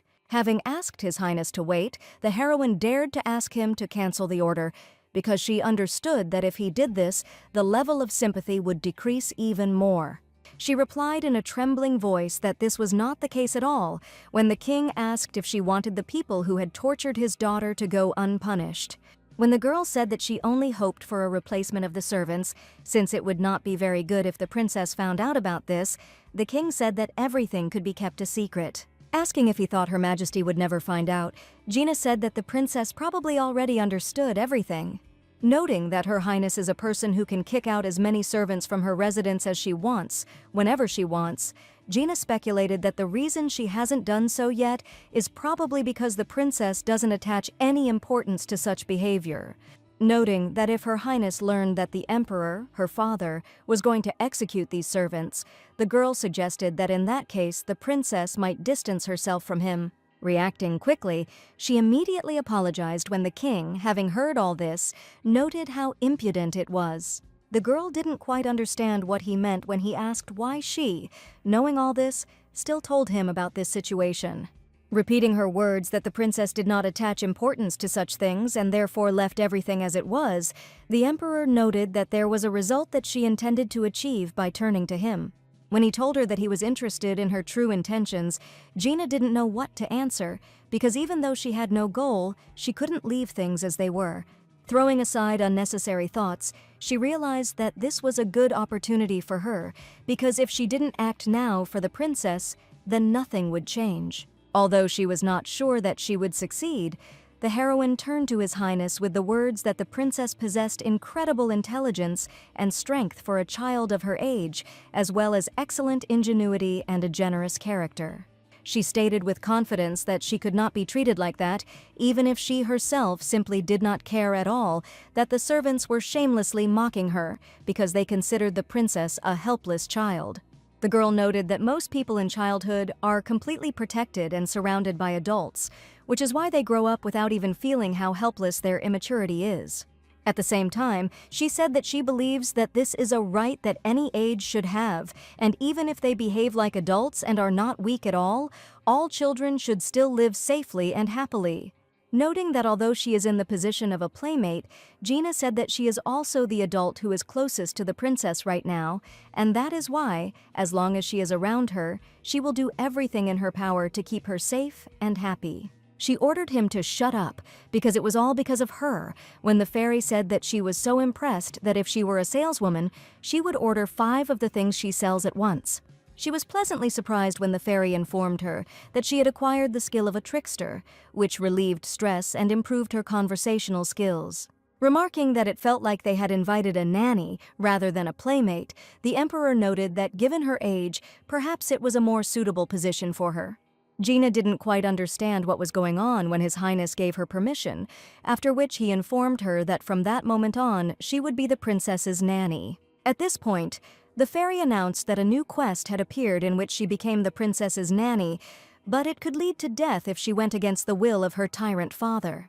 Looking at the window in which she was asked to either agree or refuse the quest, Gina could not understand whether this was good news. The girl said that she would remember when the emperor, noting that from now on she could dare to mention her wishes, specified that her decisions must be correct. Sometime later, entering the castle, the second prince asked His Majesty if he had heard rumors about Jaina Este, the daughter of the family guarding the greenhouse. Louis told his father that the reason for the decline of the wealthy earl's family to its current state was the medical expenses for the treatment of his daughter's illness. When the emperor noted with bewilderment that he was saying the same thing as yesterday, the prince, looking away, said that he had not listened to him properly yesterday. Walking down the corridor and lost in his thoughts, Louis was quite surprised by the fact that she would come again after yesterday's insult. Remembering her image, he could not understand how she, with a body that could fly away from a breath of wind, had the courage to tell the emperor whatever she wanted. Remembering that he had thought she was strange even at their first meeting, the guy wondered what would happen if this further shortened the time allotted to the lady. At this time, Jenna, who was in the princess's residence, was pleasantly surprised when she realized that it seemed like everyone had really been kicked out. After asking if she meant the servants, the little girl said that the knights had come and carried them all away. Asking if she was right, the girl clarified that she had said earlier that if the emperor found out about what was happening, he would definitely not turn a blind eye to it. Jenna laughed and asked if she felt any relief when the princess puffed out her cheeks and said that she didn't care at all whether they were there or not. After these words, the little girl thought, after which the fairy immediately informed Gina that the princess's level of sympathy for the tyrant emperor had increased by 25 points. Seeing this, the heroine was beside herself with happiness and was already thinking that if everything went like this, she would be able to quickly complete the task when suddenly the princess called her. The princess reported that her father looked exactly like the first Emperor Visan, whom she saw while she was still alive. She asked in bewilderment what would happen if this were so, when the heroine, with great surprise, asked whether this meant that she had seen the face of the first emperor. Jaina knew that Ronata had been ill when the Visan Empire was founded, so she thought that perhaps they had never met face to face. The little girl, having told him that he came on the day her castle fell, said that even now she cannot forget his face. She also said that she could not even imagine that after being reborn, she would find a father with exactly the same face as her enemy in her past life. Hearing this story, Jenna now understood what was going on, because this was exactly what she was worried about the most. Last night, the heroine found the library and learned about the fatal connection between Rote and Visan, and when she discovered the portrait of the first Emperor Visan, her head started spinning. All this was because the face of the current emperor was so similar to the face of the first emperor that one might think that he was his incarnation. Looking at the princess, she realized that even she would be horrified if she were reborn and met her father with a face that was the spitting image of her enemy. Jenna also understood that, moreover, this person had a long-standing grudge that could not be calculated in years, so no matter what she said now, nothing would work. Trying not to think about it, she slapped her cheeks as hard as she could, thinking that she shouldn't give up. Realizing that at such a time, it was worth generously using the quest reward, with the help of which the princess would easily fulfill the requests of the lady who had fallen, Gina immediately turned to the little girl. Asking if she wanted the lady to teach her the technique, the heroine clarified that it was so powerful that it would force adults to fulfill any will of Her Majesty. When the little girl grinned and said that she could easily achieve everything on her own, Gina, scared enough by another manifestation of magic, clarified that it was better to use a peaceful method. After the words that the more techniques she possesses, the better, the princess began to listen to the girl with curiosity, and the fairy said that at the moment the main character is under the influence of the lady who has fallen. The princess shuddered with fear when Gina screamed at the same moment and, putting her finger to her cheek, asked him to try to do it. The heroine's eyes were full of admiration, and she herself turned red when the little girl, putting her finger to her cheek, asked if she had done it correctly. When the princess asked whether this was a password or a signal, the girl said that it was a signal after which her heart could not stand it. Thinking about it, Jenna realized that the little girl might not even be disgusted by such feigned displays of affection, let alone the concept itself. Looking at the princess, who looked at her in surprise in response, she understood that in this case there was a chance that she would return to the princess from the original, even if a little different. The girl felt as if she was deceiving the little girl, but she also understood that it was the emperor and the brothers, regardless of the reason, who had left the princess in an environment where she was being bullied. When she wondered whether it was right to teach the little girl such things in order to look good in front of people, the fairy suddenly informed her that thinking too much is sometimes harmful to survival. When the girl realized that she shouldn't think about it because life was more important to her, something hit the glass and broke it, and the girl immediately jumped back and screamed in fear. Having looked closely and seen a stone in front of her, she was very surprised because she could not understand who dared to throw a stone at the princess's window. Her surprise knew no bounds when, turning around, she saw someone climbing onto the balcony, and at that moment the fairy, warning of the danger, asked the newcomer to be more careful. Looking closely, she saw a little boy, and the fairy reported that the hero, who is one of the main characters, the third brother, is showing hostility towards her. Seeing the boy and learning that he was the third prince, Gina was very surprised and scared because she understood that if her memory serves her, he was a hooligan character. She knew very well that if his brother, the second prince, was cold to others and kind only to his younger sister, then the third was like a primary school student who had not learned to communicate normally with people. Along with this, the boy was also a character who constantly argued with the main character, like a peer friend, but eventually began to care for her. Looking at the boy, Jenna knew perfectly well that despite this, he was definitely not a brother who would throw stones at his sister's window. When the boy shouted loudly towards her, trying to call her, the heroine was even more surprised, and after she asked if he was talking to her, the third prince furiously asked who she was. At the moment when Jenna tried to explain at least something, he, calling the princess a liar, reminded her of her words that no one can enter her palace. After saying that she would change her words after that, the third prince began to call her obscene words with all his anger. While Jenna, frozen in one position, was in great shock from what she heard, the little girl, in response, called him names and angrily asked him again what he had just said. Scratching her ear, the princess casually reminded him of what she had already told him, that he didn't need to pester her just because he was bored. The heroine, thinking that such little children should not swear, watched with horror as, in response to the little girl's question about how he could swear, the boy, continuing to swear, reminded her that she herself had taught him to do so. Hearing that the little girl herself had taught him this, Jenna was horrified, and the little girl, not understanding when this had happened, began to demand an explanation. When the third prince, not understanding what she was saying, shouted that he had learned this by looking at her habits, Gina, continuing to watch all this with bewilderment, turned to the two of them so that they would at least calm down a little. Continuing to ignore her, the princess, noting that you reap exactly what you sow, told him to get lost since she does not deal with children.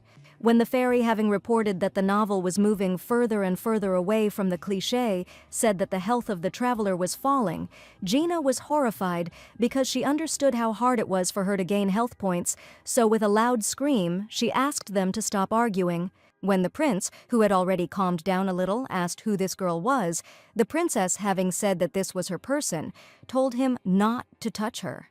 When the boy replied with disdain that no one was bothering her at all, his sister, noting his unkind look, said that she had already told him not to show up there. Hearing this, the third prince was greatly surprised and, noting that this was not her land, clarified that everything here belonged to their father.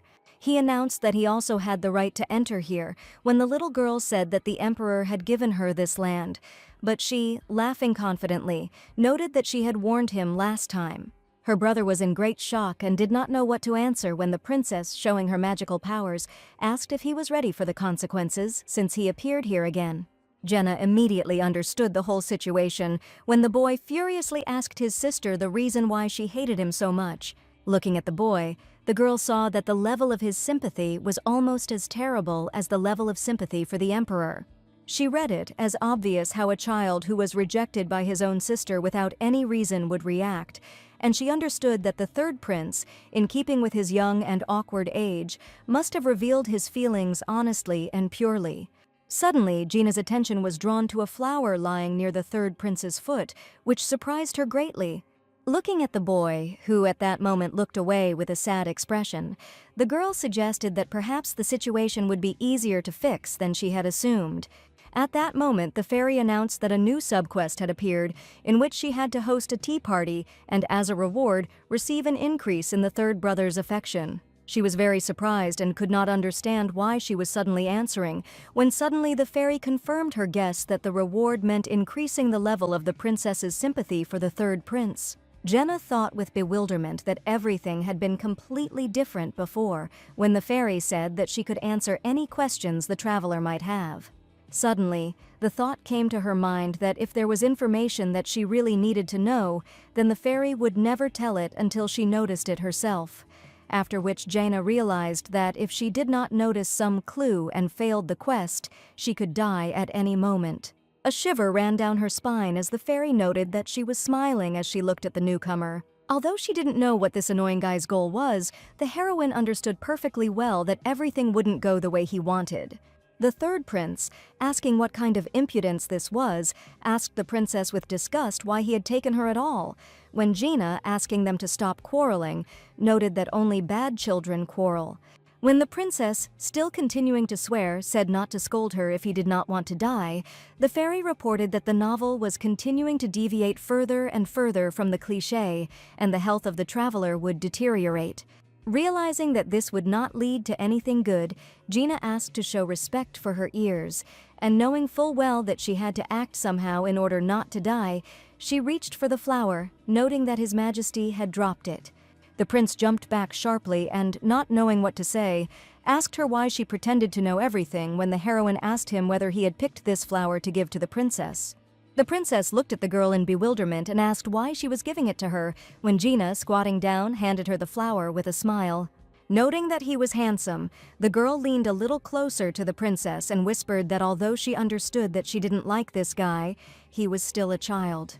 When she also clarified that children are very different from adults, the little girl, noting that she understood what she wanted to tell her, only said that he was just a stupid child. Jenna smiled and remarked that she hoped she realized she was even more of a child than he was, when the princess, noting how sensitive she was, said that was very unlike her. The prince and princess were quite surprised and immediately thought about it when Jenna, with a bright smile and sparkling with happiness, suggested that in that case they have a joint tea party.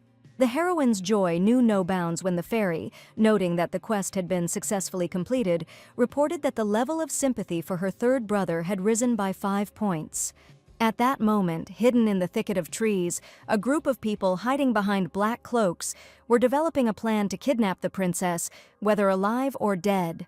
After some time, having gathered at one table, the princess and the prince looked at each other with a displeased look, while Jenna, with a bright smile on her face, talked about what amazing weather it was today.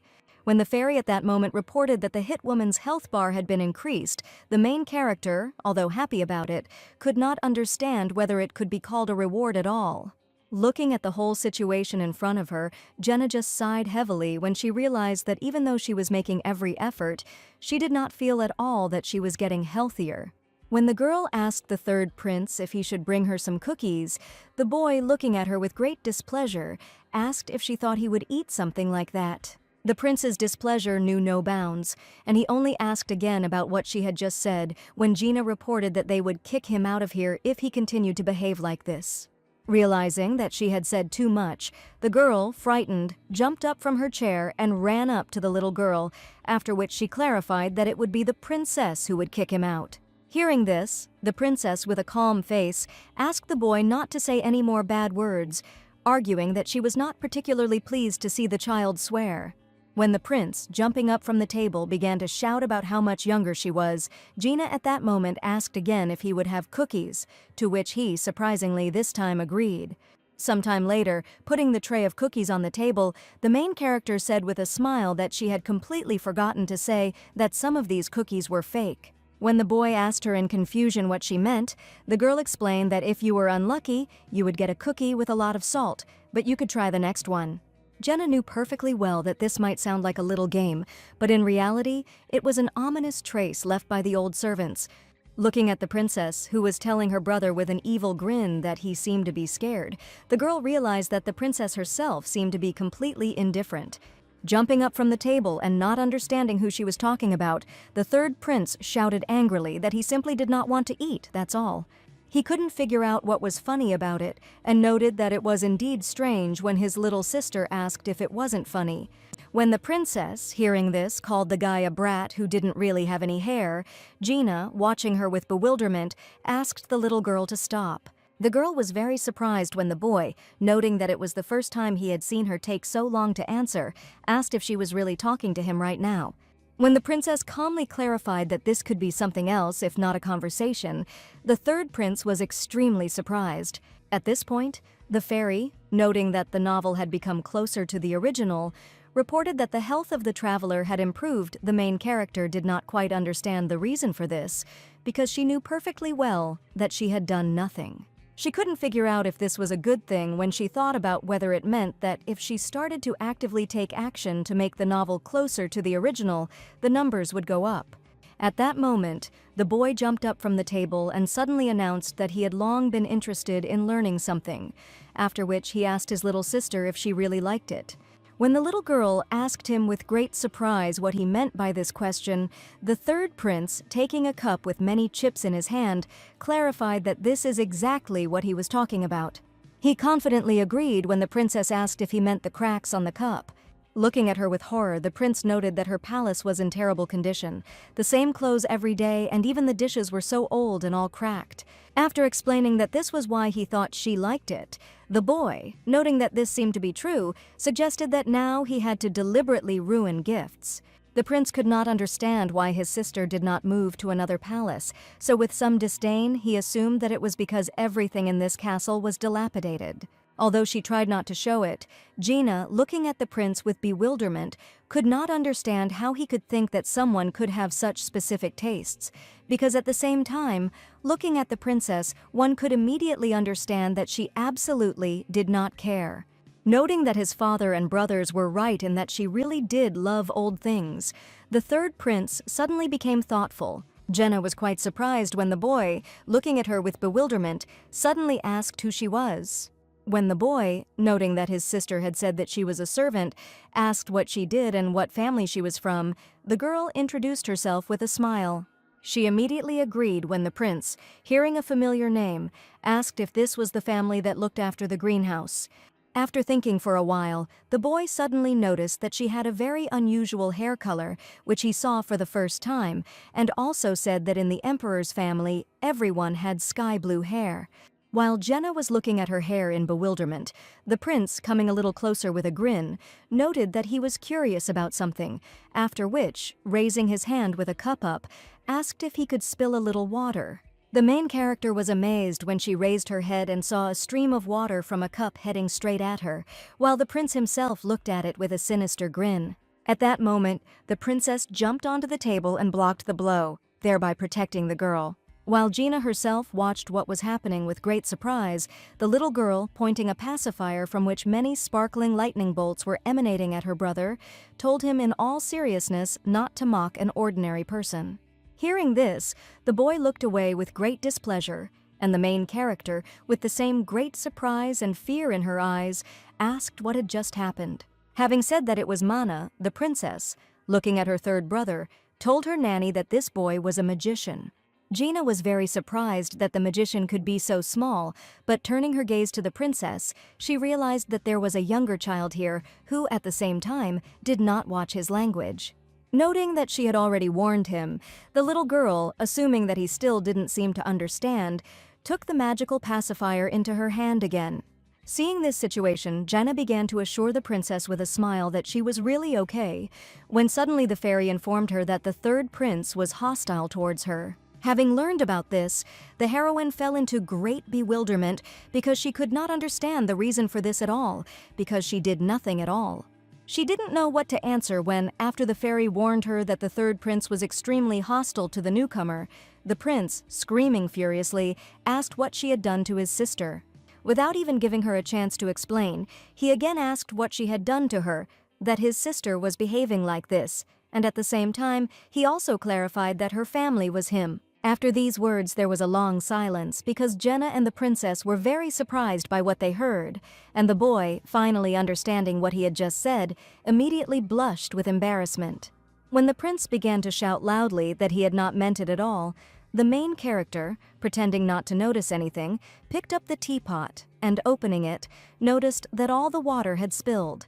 The prince was in great bewilderment when the girl, smiling, said that she would go and pour more water, and said that the two of them needed to talk. As Jaina left the castle and went to get some water, she decided that it would be better if the two of them talked without her. The main character understood very well that the third prince, just like the second prince, felt affection for his sister. And in addition to this, she assumed that the family seemed to think that the princess wanted to live here because she liked the dilapidated place or because she was used to it. Knowing that they might have such delusions because they never really cared in their lives, she didn't take it as anything surprising, because even in the original, it all started out exactly like that, and so everyone realized what fools they were.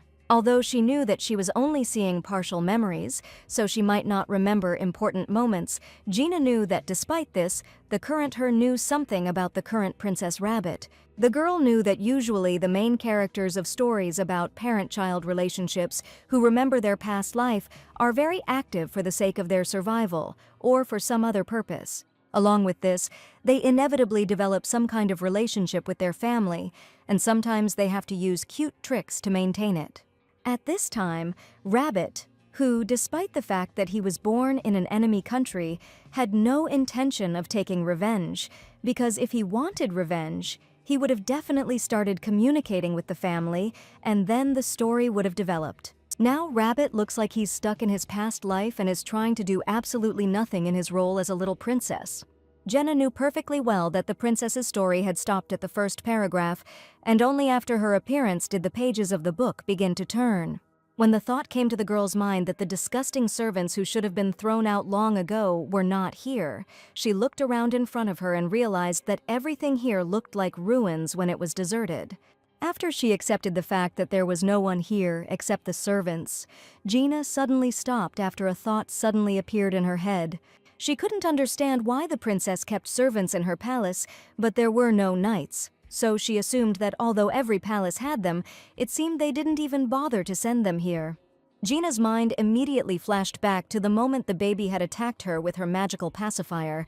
But now she understood why she had been so wary, because this looked like a person whose life was in danger. All her thoughts immediately evaporated when she heard the rustling of leaves behind her, causing her to immediately turn around. Knowing that this could not be, the girl sighed with relief, because she did not understand who in their right mind could order the murder of the Princess of the Empire. When she suggested with a smile that she had probably read too many sad novels, suddenly a stranger appeared behind her and menacingly asked who she was. Jenna was amazed when she turned around and saw a man in a black cloak standing in front of her, who at that moment was saying that he had never heard of the princess having a nanny or governess. When he asked what to do with her, his allies, who suddenly appeared out of nowhere, pointed out that according to the rules, witnesses cannot be spared. Jenna screamed in bewilderment because she didn't understand at all what kind of nonsense this was when the fairy reported that the little princess was really afraid of hired killers, and in the new quest, she would have to deal with the mercenaries. When the fairy reported the warning and advised her to run, the girl, looking at the mercenaries with bewilderment, could not understand where she could even run from here. She was pleasantly surprised when, after someone touched her shoulder and said that he could help, she turned around to see a smiling embernet in front of her. Jen was amazed when, after the knight touched her hand, everything around her began to shine, and her hair was dyed the same color as Embernet's own. Seeing this situation, the mercenaries were no less surprised, and screaming in horror, they could not assume anything other than that it was magic. When one of them, noting that they seemed to be just going to stare, pulled out a sword and ran up to the girl, she immediately blocked the blow with magic. While the mercenary himself was even more surprised after such a rebuff, the fairy informed the heroine that thanks to her foresight, the hit girl's skill level had increased to level 2. Gina listened in bewilderment to the fairy's words that unique abilities were unlocked, and now she could use the power of the possessed soul for health points. At this time, when one of the mercenaries reported that this girl was a swordswoman who used mana, the other was quite surprised by his words, because according to their information, there should not have been any knights here. When the fairy started the timer, saying that the power could be used for a minute, Jenna, feeling this power, assumed that this was the same knight who appeared to her last time. At the same time, she also felt that something was definitely wrong, because her body was not moving on its own, and it seemed to her as if she did not know how to move. Knowing full well that she would not be able to cope with all these people in 1 minute, the girl, clutching the kettle with both hands, realized that she needed to figure out how to escape from here as quickly as possible. Swinging that same teapot with all her fury, she used magic to direct mana at all the mercenaries at once. Everyone watched in horror as she dealt with them one by one, and with a loud scream for them to leave her, she angrily announced that she did not want to see them. With less than 15 seconds left on the timer, Gina was reassuring herself that everything would be okay if she could escape to Rabbit's location, when suddenly one of the mercenaries appeared out of nowhere and presented a sword filled with magic to her. The heroine's surprise knew no bounds when he, looking at her with a fierce gaze, announced that this was the end, while there were only 5 seconds left on the timer. When the fairy announced that the skill's effect had ended, Gina, coughing loudly, immediately fell to her knees, and her appearance returned to its original state. Looking at her from above, the mercenary, noting that although he did not know what family she was from, said that he still could not leave her alive. Jenna was amazed when a man suddenly appeared and slipped between her and the mercenary, after which the mercenary immediately flew back. She cried out with joy when she turned around and saw the princess standing in front of her, who was saying at that moment that she was pouring water for too long. Turning to the side, the princess saw one of the mercenaries trying to escape with great fear in his eyes, which did not make her very happy. At that moment, after the symbol appeared in the sky, the prince fell on that same mercenary, who, looking at him with bewilderment, began to ask who he was. While the fairy was talking about how the sudden quest had been completed, and as a reward, the health of the newcomer had increased, the prince began to ask with interest who all these people were, and whether Lady Esta had really defeated them all herself. When he suggested with a smile that the lady was not so simple since she knew how to fight, the princess immediately stopped him, and, noting that his eyes seemed to be for decoration, said that Gina was wounded. At the moment when Jaina herself was mentally asking for them not to quarrel, the third prince, approaching one of the mercenaries, suddenly focused his attention on his clothes. The main character was extremely surprised when, after the princess said that there was nothing special about these clothes, the boy suddenly suggested that they were most likely hired killers. Thinking about it, she realized that this was true, because she remembered that they were in the original, because for some reason the dark forces were targeting the princess. The girl knew perfectly well that the main character of the original kept this a secret, because she was afraid that her family would hate her. When she started thinking about what was going on in this case, the fairy suddenly announced that the lady who had been hit was unable to adapt to the sudden change in her health, so she would soon faint, which she was not at all happy about. At this point, when the princess announced that they were just people who came to play, her brother, asking if he looked like an idiot, asked if she thought he would really believe it. The princess was horrified when she realized that this annoying guy really understood, and the prince, seeing such a reaction and finally admitting that they really were hired killers, could not understand what kind of psychos would break into the princess's garden. He found it unthinkable when his sister told him that they often came here and then asked why they were targeting her. When she said that if she knew this herself, she would decide everything herself, the prince, starting to shout that this could not be left like this, said that they must immediately tell everything to their father. Watching them continue to quarrel, Gina understood from the outside that in this atmosphere she could not say that she wanted to go home, but she did not know how she was supposed to leave the princess's palace in 30 seconds. At that moment, the princess suddenly turned her gaze to her, after which she said with a smile that, fortunately, this time she managed to save her subordinate. Hearing Embernet shed tears at the words spoken, Gina only smiled before thanking Princess Rabbit for saving her. Turning her gaze to the prince, she also thanked him, after which he asked in surprise what she was thanking him for. Noting that he had caught the killer trying to escape, Gina smiled and said that he looked like a real hero. Looking away, the prince said that she was also amazing, and her skills were quite good, and also asked if she had studied fencing. When Jenna tried to answer his question by saying that it was not so, the fairy suddenly said that time was up and she was about to faint, after which the girl began to cough up blood. She tried to answer that this was not the case, when the frightened prince, asking her what was the matter, suggested that she had been hit by a sword, while the princess watched the situation with great bewilderment. At this moment, the fairy reported that the main character, the princess, was confused and was beginning to confuse her past life with reality. The little girl immediately ran up to the girl and with horror in her eyes began to call her and ask her not to leave, after which the fairy reported that the novel was moving away from the cliché. Realizing that the baby needed to be calmed down somehow, Jenna tried to say something but realized that she had no voice. Having fallen to the floor, she could not even imagine what would happen if everything continued like this, when suddenly a voice was heard in the distance calling the princess. Realizing that she had heard this voice, Gina, right before she lost consciousness, mentally asked that this person was not her hallucination and that he would take care of Rabbit. After some time, when she opened her eyes in an unfamiliar room, the fairy immediately reported that magic had been received and she was freed from the state of fainting. She cried out in surprise because she had no idea what had happened while she was unconscious, when, noting that the quest was about to be completed, the fairy reported that the sympathy level had reached almost 90%. She was very surprised when she saw the second prince in front of her, who noted that she had finally woken up. Jumping out of bed, Jaina greeted His Highness, but when she began to say the necessary words, the prince, without even letting her finish, said that he did not need greetings and only asked how she was feeling. When the girl awkwardly said that she seemed fine, the guy asked in confusion why she said it with a questioning intonation. Jaina was quite surprised when the prince, noting that the healer mage had taken care of her, reported that she should have recovered to some extent. Hearing this, she now understood why everything happened quickly this time, because the last time she woke up only after several days. The second prince was quite surprised, but he didn't show it when the girl thanked him with a smile for curing her. When Gina asked with a smile whether she could go home in that case, the guy, heading for the exit, noted that she was a very strange person. The girl was very surprised when he stopped at the door and told her to come when she got better, after which the prince explained that his sister had asked him to convey these words to her. When Jaina asked if the princess was okay and if she was too scared, the prince said that he had never seen her scared, when suddenly a smile appeared on his face. As he was carrying the unconscious Gina, his sister called out to him without any address and asked if he was holding her properly.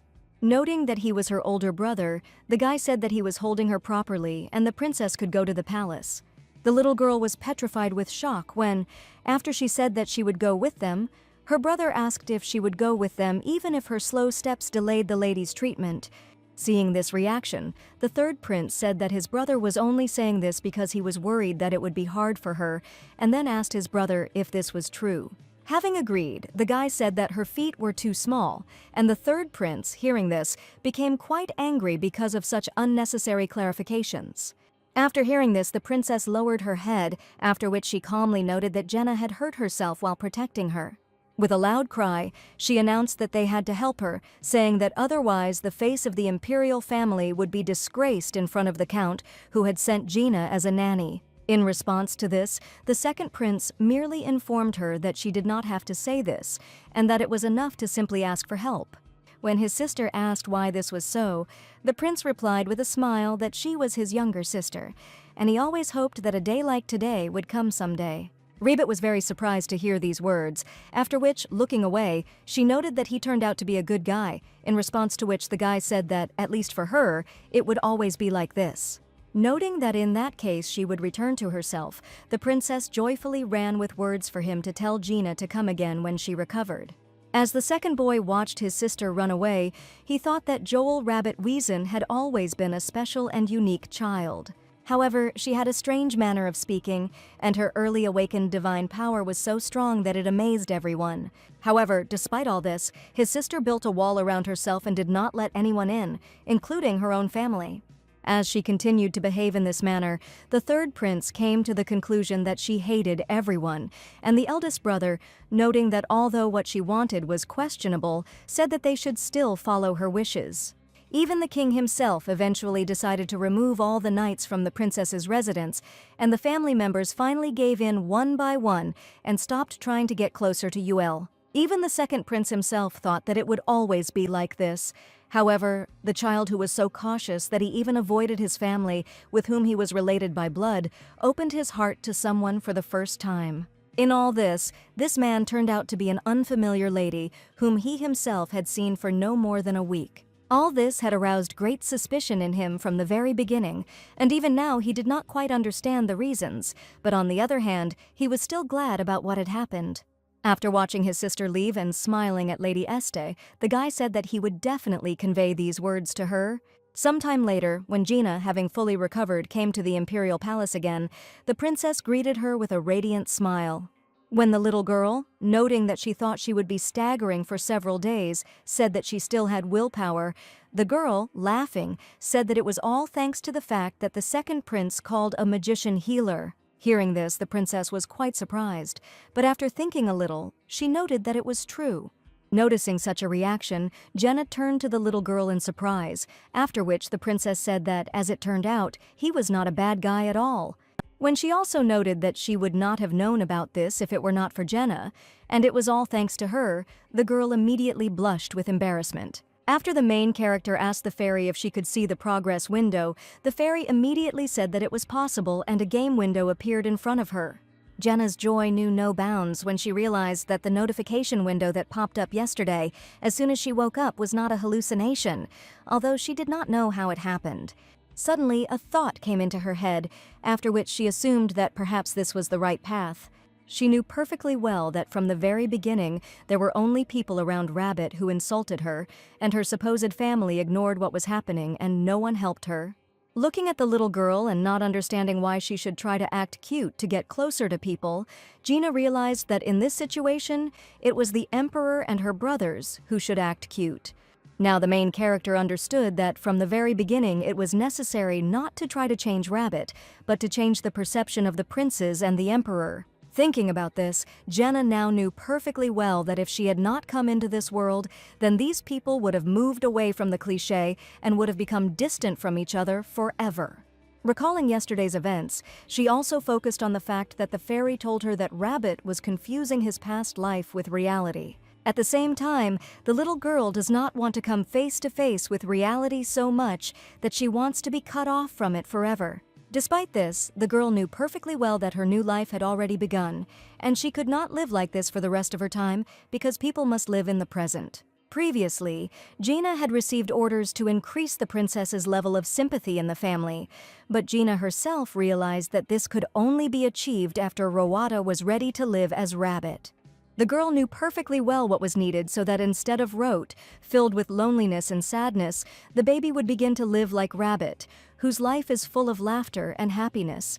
When Jenna turned to the princess with a bright smile on her face and asked if they could go on a picnic, the girl was very surprised. When the princess asked in bewilderment whether this was how children today had fun, the girl said that the princess herself was too young to judge today's children in such a manner. Trying to make a puppy dog look, Jenna said that she wanted to go to that blooming place with Her Majesty, taste some goodies, and take a walk. When the princess said that this could be done in her garden, the girl, trying to look even cuter, noted that there weren't many flowers in Her Majesty's garden and said that she wasn't asking to go right now. The princess clarified whether people would really agree to fulfill her request. When asked why she was doing such a pose, the girl said that it was necessary in order to increase the chance that she would agree to her request. Having said that, the nicer the request, the higher the chance, Gina decided to clarify whether she was coming, in response to which the princess reported that she had a feeling that her wrist would break if she just touched it. The heroine was amazed when the little girl suddenly asked if she was asking this because she wanted to know if it worked on the prince. Not understanding which of the two princes she was talking about, the girl began to talk about the merits of the crown prince, when suddenly Gina, with a loud cry, asked her to stop. Asking her not to misunderstand, she told him with horror in her eyes that she had never even spoken to the crown prince. The girl asked loudly what was wrong with her taste because her feelings were now being neglected when the princess, having clarified whether this was the second prince, noted that she had a rather unusual taste. When the princess asked in bewilderment if the guy looked too cold, the girl cried out that such cold, handsome men were popular in their time. The girl chuckled and said that she didn't see him as a romantic object when the little girl replied that she wouldn't dissuade him since that was her taste. She cried out in surprise and said that this could not be, when Her Majesty, after thinking a little, said that she could not say that the second prince would be against it. With tears in her eyes, she asked him not to speak so carelessly, because she understood perfectly well that there was already complete chaos here, and she could not imagine what would happen to her health skills if she, a minor character, started an affair with the prince. Trying to change the subject, Jenna asked the little girl if she wanted to do something else or get something since she didn't want to go to the picnic. When the princess, after thinking for a moment, said that she didn't really want anything, Gina declared with complete pride that she shouldn't refuse and at least think about it because she was her nanny and it was her duty to do whatever Her Majesty wanted. Looking away, the princess said that she was strange, and although she initially called her by her name, Embernet, she immediately corrected herself, calling her by her correct name. Jenna beamed with happiness when the little girl, noting that she hadn't thought about it before, said that she would think about it anyway, since she said so. She was greatly perplexed, and did not know what to answer when the princess said that in that case she wanted to get the sword. Her Highness stated with complete seriousness that she sometimes missed the war and the battles that took place, in response to which the girl with a stone face asked her to stop. The little girl calmly said that she knew this very well when Jenna turned to her and said that she would not be able to start a war with her.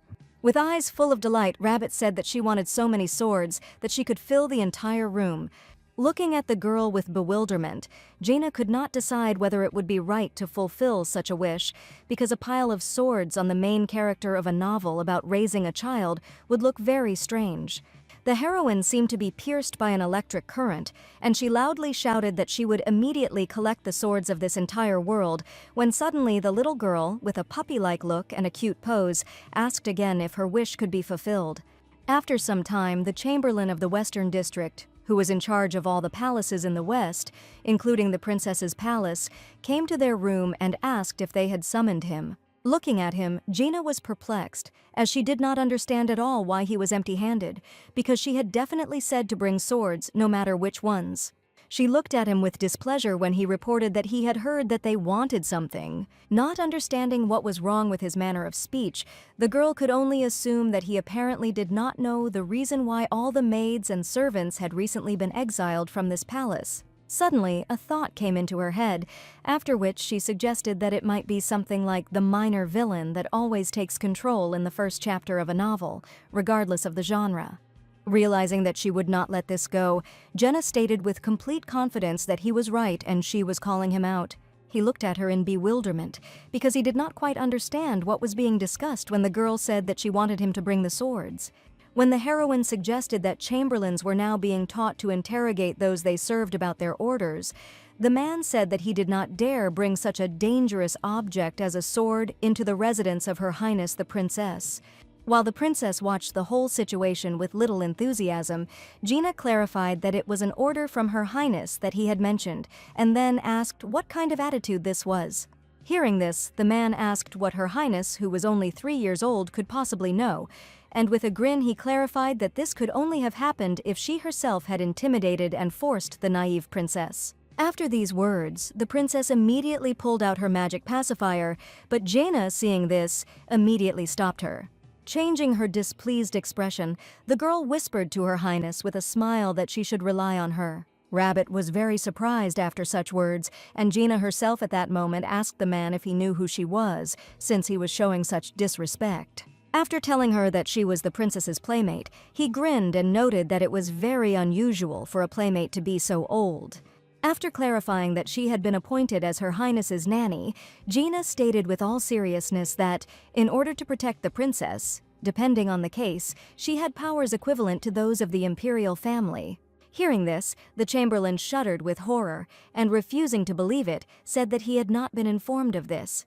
Without even letting him finish speaking, Gina, covering her grin with her hand, informed him that in that case he could go and personally confirm that she had been appointed by His Majesty, the Emperor. Quite frightened, the man began to apologize for his words and said that he would immediately carry out her instructions. The princess looked at Gina in surprise, who, noting that it was a great relief that he was quick on the uptake, asked the princess for confirmation.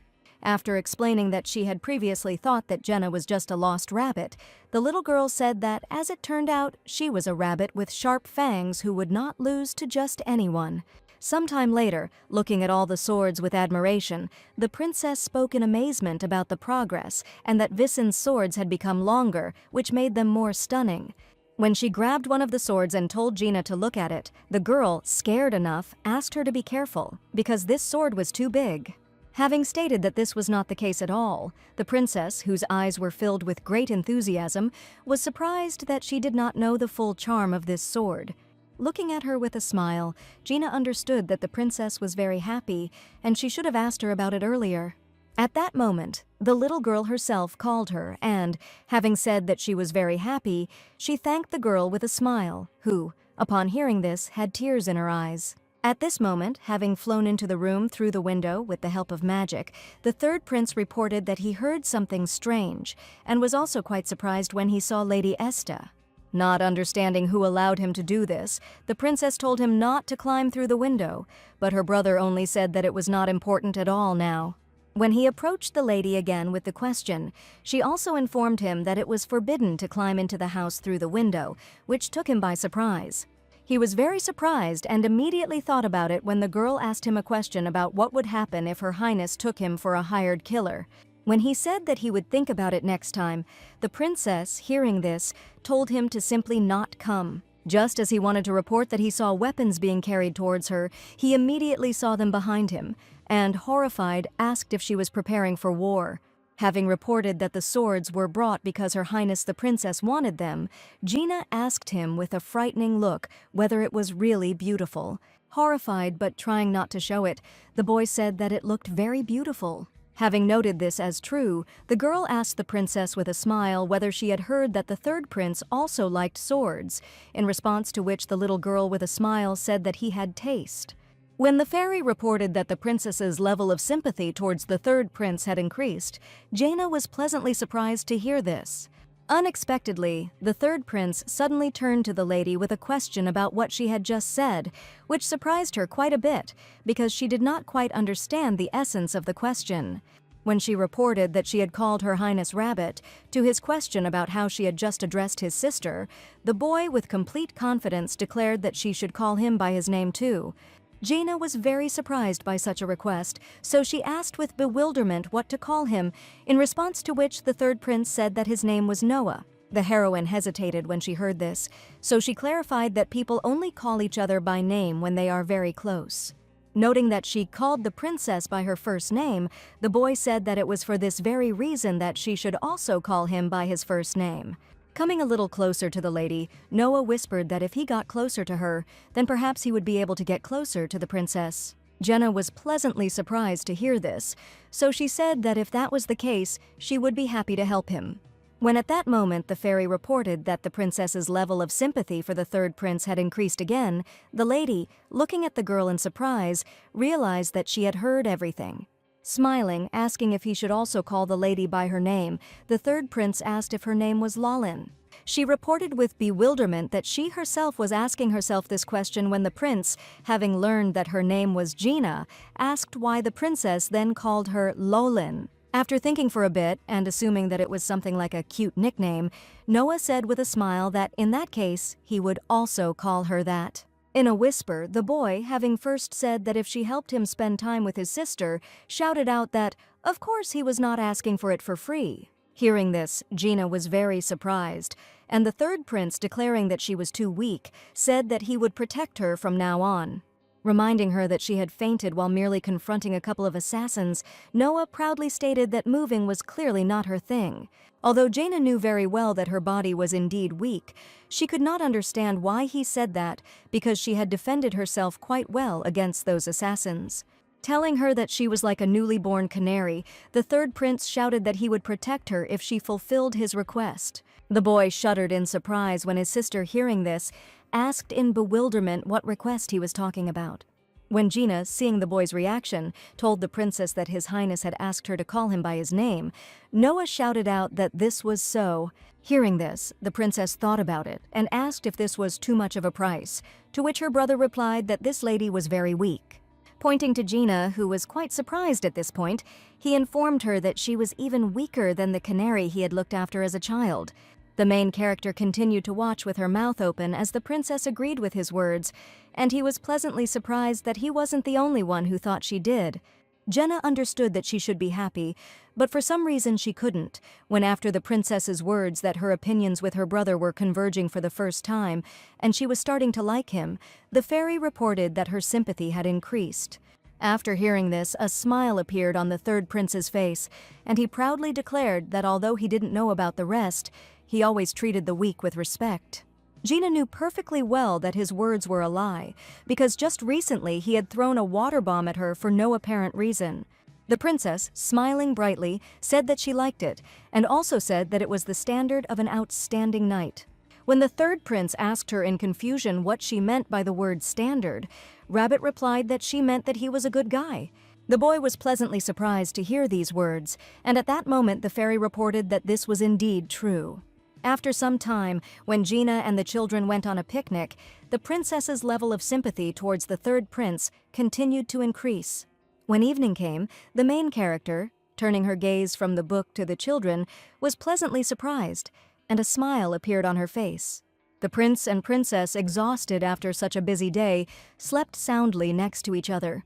A little while later, heading towards the castle, the princess asked Jenna if she had to leave, in response to which the girl asked if she would be staying for a little while longer. After stating that the nanny usually stayed around all day, Rabbit noted with a sad look that she always returned home. After telling her that it was all because of her weak body, Gina immediately said that it was in the past when she saw the princess's great surprise. The girl said that this is why her parents are worried about her, and she must undergo a medical examination every day, in connection with which His Majesty the Emperor allowed her to go home. When she started talking about another nanny if the princess needed someone to stay with her all day, Rabbit shouted out that she didn't need anyone else. Noting that this was a pretty good reason, since it was a matter of health, the little girl proudly said that she was a very generous person. She told him to get lost with a menacing smile when Noah, after asking if she was afraid to be alone, asked if he should stay with her. Jenna was very surprised when she suddenly saw the silhouette of a man in the distance, and looking closer, she realized that it was the second prince. When she began to say words of greeting, he immediately told her that this was enough and they could go. Hearing this, the girl happily agreed and asked permission to deviate, when suddenly the guy, without even letting her finish, said that he meant that he would go with her. Jenna was extremely confused, because she couldn't understand at all why he was with her, because she was going home, when suddenly the princess appeared behind her. Having praised the guy, calling him a brother, Rabbit proudly told him to see her off like a man should. While the girl was in great bewilderment after hearing the princess call him brother, the third prince with a stony face said that she probably meant to see her off not as a man, but as a gentleman. When the princess said with a smile that it all depended on how you looked at it, Jaina was even more surprised, because she could not understand what had happened during the time she had fainted. A couple of minutes later, heading towards the exit with the prince, Gina could not understand what kind of situation this was and how they came to this. When the second prince suddenly announced that he had ordered the carriage to be prepared in advance, the girl, having apologized in advance, asked if he had come here specifically because of her. She said that this was not the case, and she was simply confused when the prince, with a frightening look, clarified that there were some problems with this too. Laughing awkwardly, Gina said she hoped he hadn't had to wait for her, to which the prince responded that she shouldn't worry about it, and said he had gone out when he received word that she was leaving. The girl was very surprised by this, and the guy, saying that it would probably be better for her to know about this, said that when she was fainting, she and her sister made a promise. She couldn't believe her ears when she learned that Rabbit had allowed one Shadow Knight to be housed in her residence. Looking at the princess's sympathy level for her second brother, which was just over 80%, Gina realized that something had indeed happened between them that had caused the sympathy level to rise sharply. Noting that it was all her merit, the prince reported that his sister said that if it were not for Jenna, she would never have spoken to him. Having said that he, to be honest, had himself given up on the idea, he also said that he felt that it was not worth approaching her. Although he found it regrettable, the boy accepted the fact that without this girl he would not have been able to get closer to his sister, and he would not have been able to become a Shadow Knight and see what was happening. Gina was quite surprised to hear this, because she understood what it meant, in response to which the second prince, noting that they had agreed that he would assign a Shadow Knight to his sister, said that there was no talk of it being him. Not understanding how he came up with the idea of becoming a Shadow Knight himself, Jennu was frightened by the fact that the prince resembled his own sister's stalker. Suddenly, a thought came into the girl's head, and when she realized that he could hear all the conversations with Rabbit, she was horrified. She calmed down a little when the prince, deciding to add something, said that although he saw what was happening, the distance was large enough to hear the conversations. At the same time, he reported that despite this, he even understood that Jenna was sincere even more than one could have supposed, as she told His Majesty that day. Instantly, memories of the lady stating with determination that she would do everything in her power to ensure that Her Highness was safe and happy came to his mind.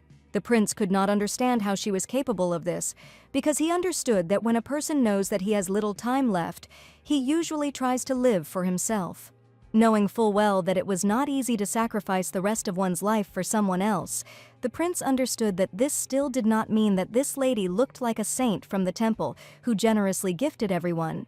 Jenna's words about trying to sort out the feelings she had before suddenly popped into his head, and he thought about it. The girl was horrified when the guy suddenly told her that when they first met, her rudeness was outrageous. At the same time, he also reported that he seemed to have jumped to conclusions and behaved inappropriately, and, turning away out of embarrassment, asked to forget what he had said then. At that moment, the fairy announced that Lewis's sympathy rating had increased, and now the lady traveler had the opportunity to pave a new route in the form of her own romantic fantasy. The very next day, when the sun was shining brightly in the sky, the maid, asking her miss to finally get up, said that she had had enough of lying around. When a half-asleep Jenna asked to sleep for 10 minutes, the girl shouted that the hour at which she asked to be woken up had long passed. Jenna was so surprised that she immediately jumped out of bed when the fairy suddenly announced that the second and third prince's sympathy level had exceeded 90% and the conditions of the main quest had now been achieved. The maid was quite surprised when the lady, not at all understanding what had happened in her absence since yesterday, said that she must go to the palace at once. At that moment, Paolo appeared at the door, and seeing that his sister had woken up, he noted that there had been a commotion here since early morning. Not understanding what he was doing there and why he wasn't at work, Jenna asked him not to say that he was waiting for her to go together, in response to which the guy with a smile told her not to even dream about it. Noting that she had passed out the moment she arrived yesterday, Paolo handed her a letter, telling her that it was from Lilith Trisha. Jenna was quite devastated to hear this, and her brother explained to her that Lilith was very upset that she had not been able to meet her lately, so she should definitely write to her when she had time. After thinking for a bit, the girl realized that she had been so focused on Rabbit that she hadn't seen her friend for a long time. When she asked her brother why he had the letter and suggested that they were in contact, Paolo asked her in response who she thought had met Lady Trichet in her absence. Jenna was amazed when, at that moment, she suddenly saw out of the corner of her eye how the bracelet began to glow, but when she looked at it, she saw nothing. Turning her gaze to her brightly smiling brother, she could not understand whether she had really imagined it. Already in the castle, Rabbit angrily screamed about why she was running around like that and not thinking about her body at all. When Gina wanted to say something in response, the princess, without even letting her say anything, forbade her to justify herself. The girl didn't know what to say when the little girl, having said that she wouldn't just scrape her knees like others if she fell, clarified that her bones would break. A little later, while in the garden, Gina suddenly decided to ask about what happened in the morning and asked the princess if something had happened between her and the princes. She asked in horror what they had been talking about, when the princess, after thinking for a moment and looking away, said that they had seen each other in the morning. When Rabbit said that she would not tell her about it, Jenna was quite surprised because she did not understand the reason. Tears came to the girl's eyes, and she didn't even know what to answer, when, after she noted that she was her subordinate, the princess said that it was not necessary to tell everything to subordinates. When the girl wanted to suggest something about their relationship because she noticed that all the swords in the living room had disappeared, the princess said that Louis helped move them. Hearing her call her second brother by name, the girl was very surprised, and the princess herself, ignoring her, also reported that he said that the chamberlain responsible for her housing would be replaced. Along with this, the princess announced that her personal maid and servants would also arrive soon, which Jaina was pleasantly surprised by, since the second prince had put in a lot of effort. When the girl agreed with her, the girl thought about it because she understood that the reason for the increase in sympathy was only this. The princess reported that the guy had gone to take the test when Gina, having reported that she thought that His Highness the Prince would be with his sister, noted that for some reason he was not there today. When Rabbit told her that members of the imperial family had to show off their achievements to the emperor once a month, the girl thought that the princess should do it too, but the girl reassured her that she shouldn't do it because she was only 3 years old. The little girl reported that despite this, she had already passed it once, and on that day it became clear that she possessed sacred powers. Gina was horrified when the princess also told her that on that day she had also pierced that scoundrel emperor. She reported that this was probably the reason when Rabbit reported that he then called her to his office and informed her that she was not yet qualified. Here a question arose in Gina's head, after which she asked the princess how it became known about her power if she almost never leaves the palace. She realized that this moment was in the original when the girl told her that when she had the power of Visan, she felt it for the first time in the temple. Lost in thought, the girl remembered that the story around the temple was the main conflict, and also in the banquet hall there was a man who looked like a priest. When she remarked that she did not know about this temple, the princess said that the temple of Visan was a separate place, so it was not surprising that she did not know about it. The princess said that several decades ago, the saint, who appears at best once every 100 years, was brutally killed, so the power of the temple no longer leaks out. Although Jenna remembered something about the temple from the original, she couldn't remember everything exactly, so she decided to just guess.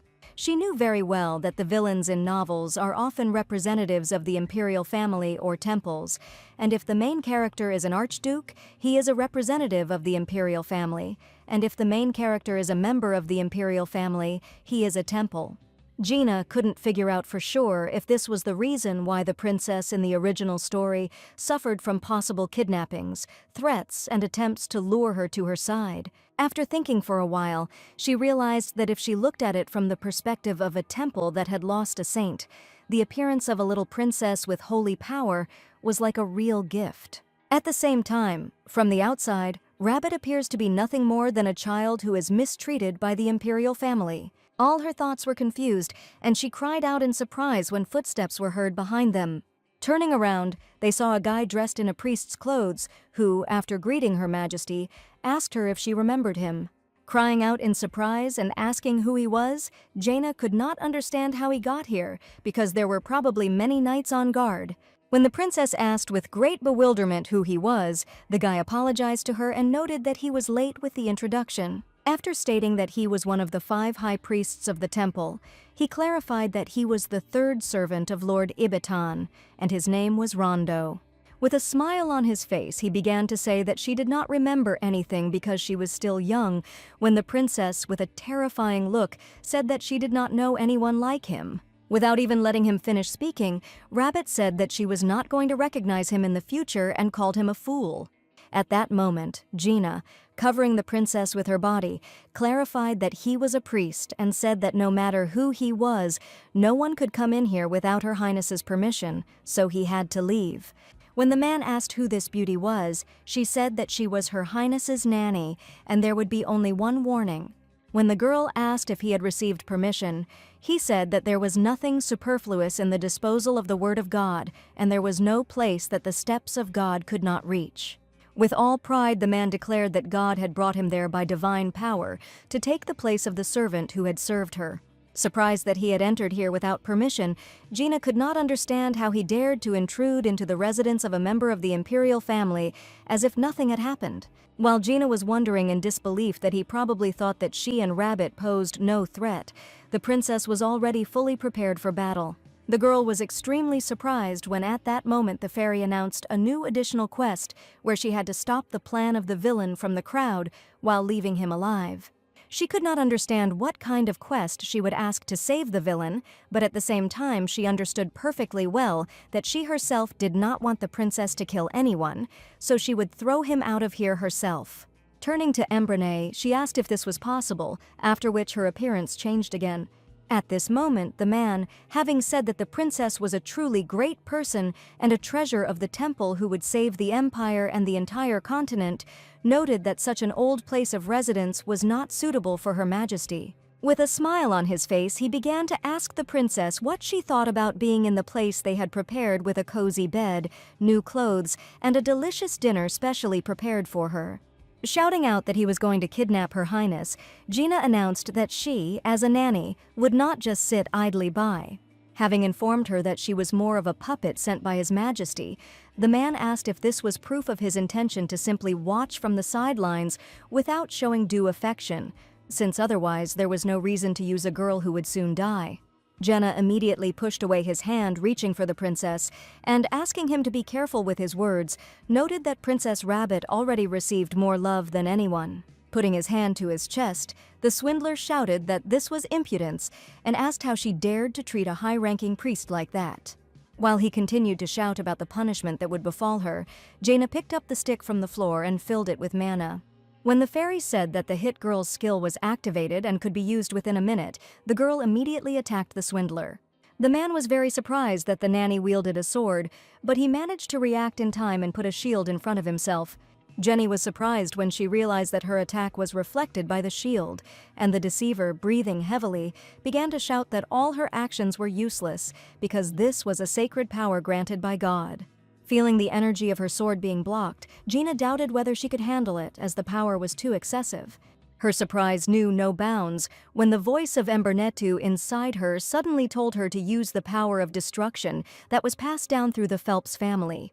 He also told her that she was descended from a demonic beast and was a destructive force capable of destroying the divine. Hearing this, the girl, although pleasantly surprised, still did not understand at all how she could use this power. She immediately came to her senses and cast aside all unnecessary thoughts when the princess, with a loud cry, told her to concentrate. When she concentrated, the fairy congratulated her on the awakening of the soul ability and said that thanks to this power, the skill level had increased and the third level hit skill had been activated. Concentrating all her strength on her sword, or rather her stick, Gina hit the swindler with all her might, who flew to the floor with great force. While Gina stood in great shock from what she saw, the princess, looking at the whole situation with no less surprise, said that she really missed this power of destruction. Trembling with fear, the man did not know what to answer or how to justify himself now when Jenna approached him, when suddenly the necklace on his neck lit up. Looking at him, covered in trembling in his body, Gina and the princess noticed his necklace, and not understanding what it was, decided not to approach him. At this moment, the crown prince and the second prince came into the garden, and upon seeing the blood, they immediately asked what had happened here. Jenna was very surprised when she looked up and saw the crown prince standing in front of her. Smiling, he said that it had been very difficult to resist the urge to come here, and noted that it seemed like the heavens had finally heard his prayers and given him a reason. When Lady Esta began her greeting, he, saying that it was enough, informed her that she was the person chosen by his dear sister, and therefore worthy of respect.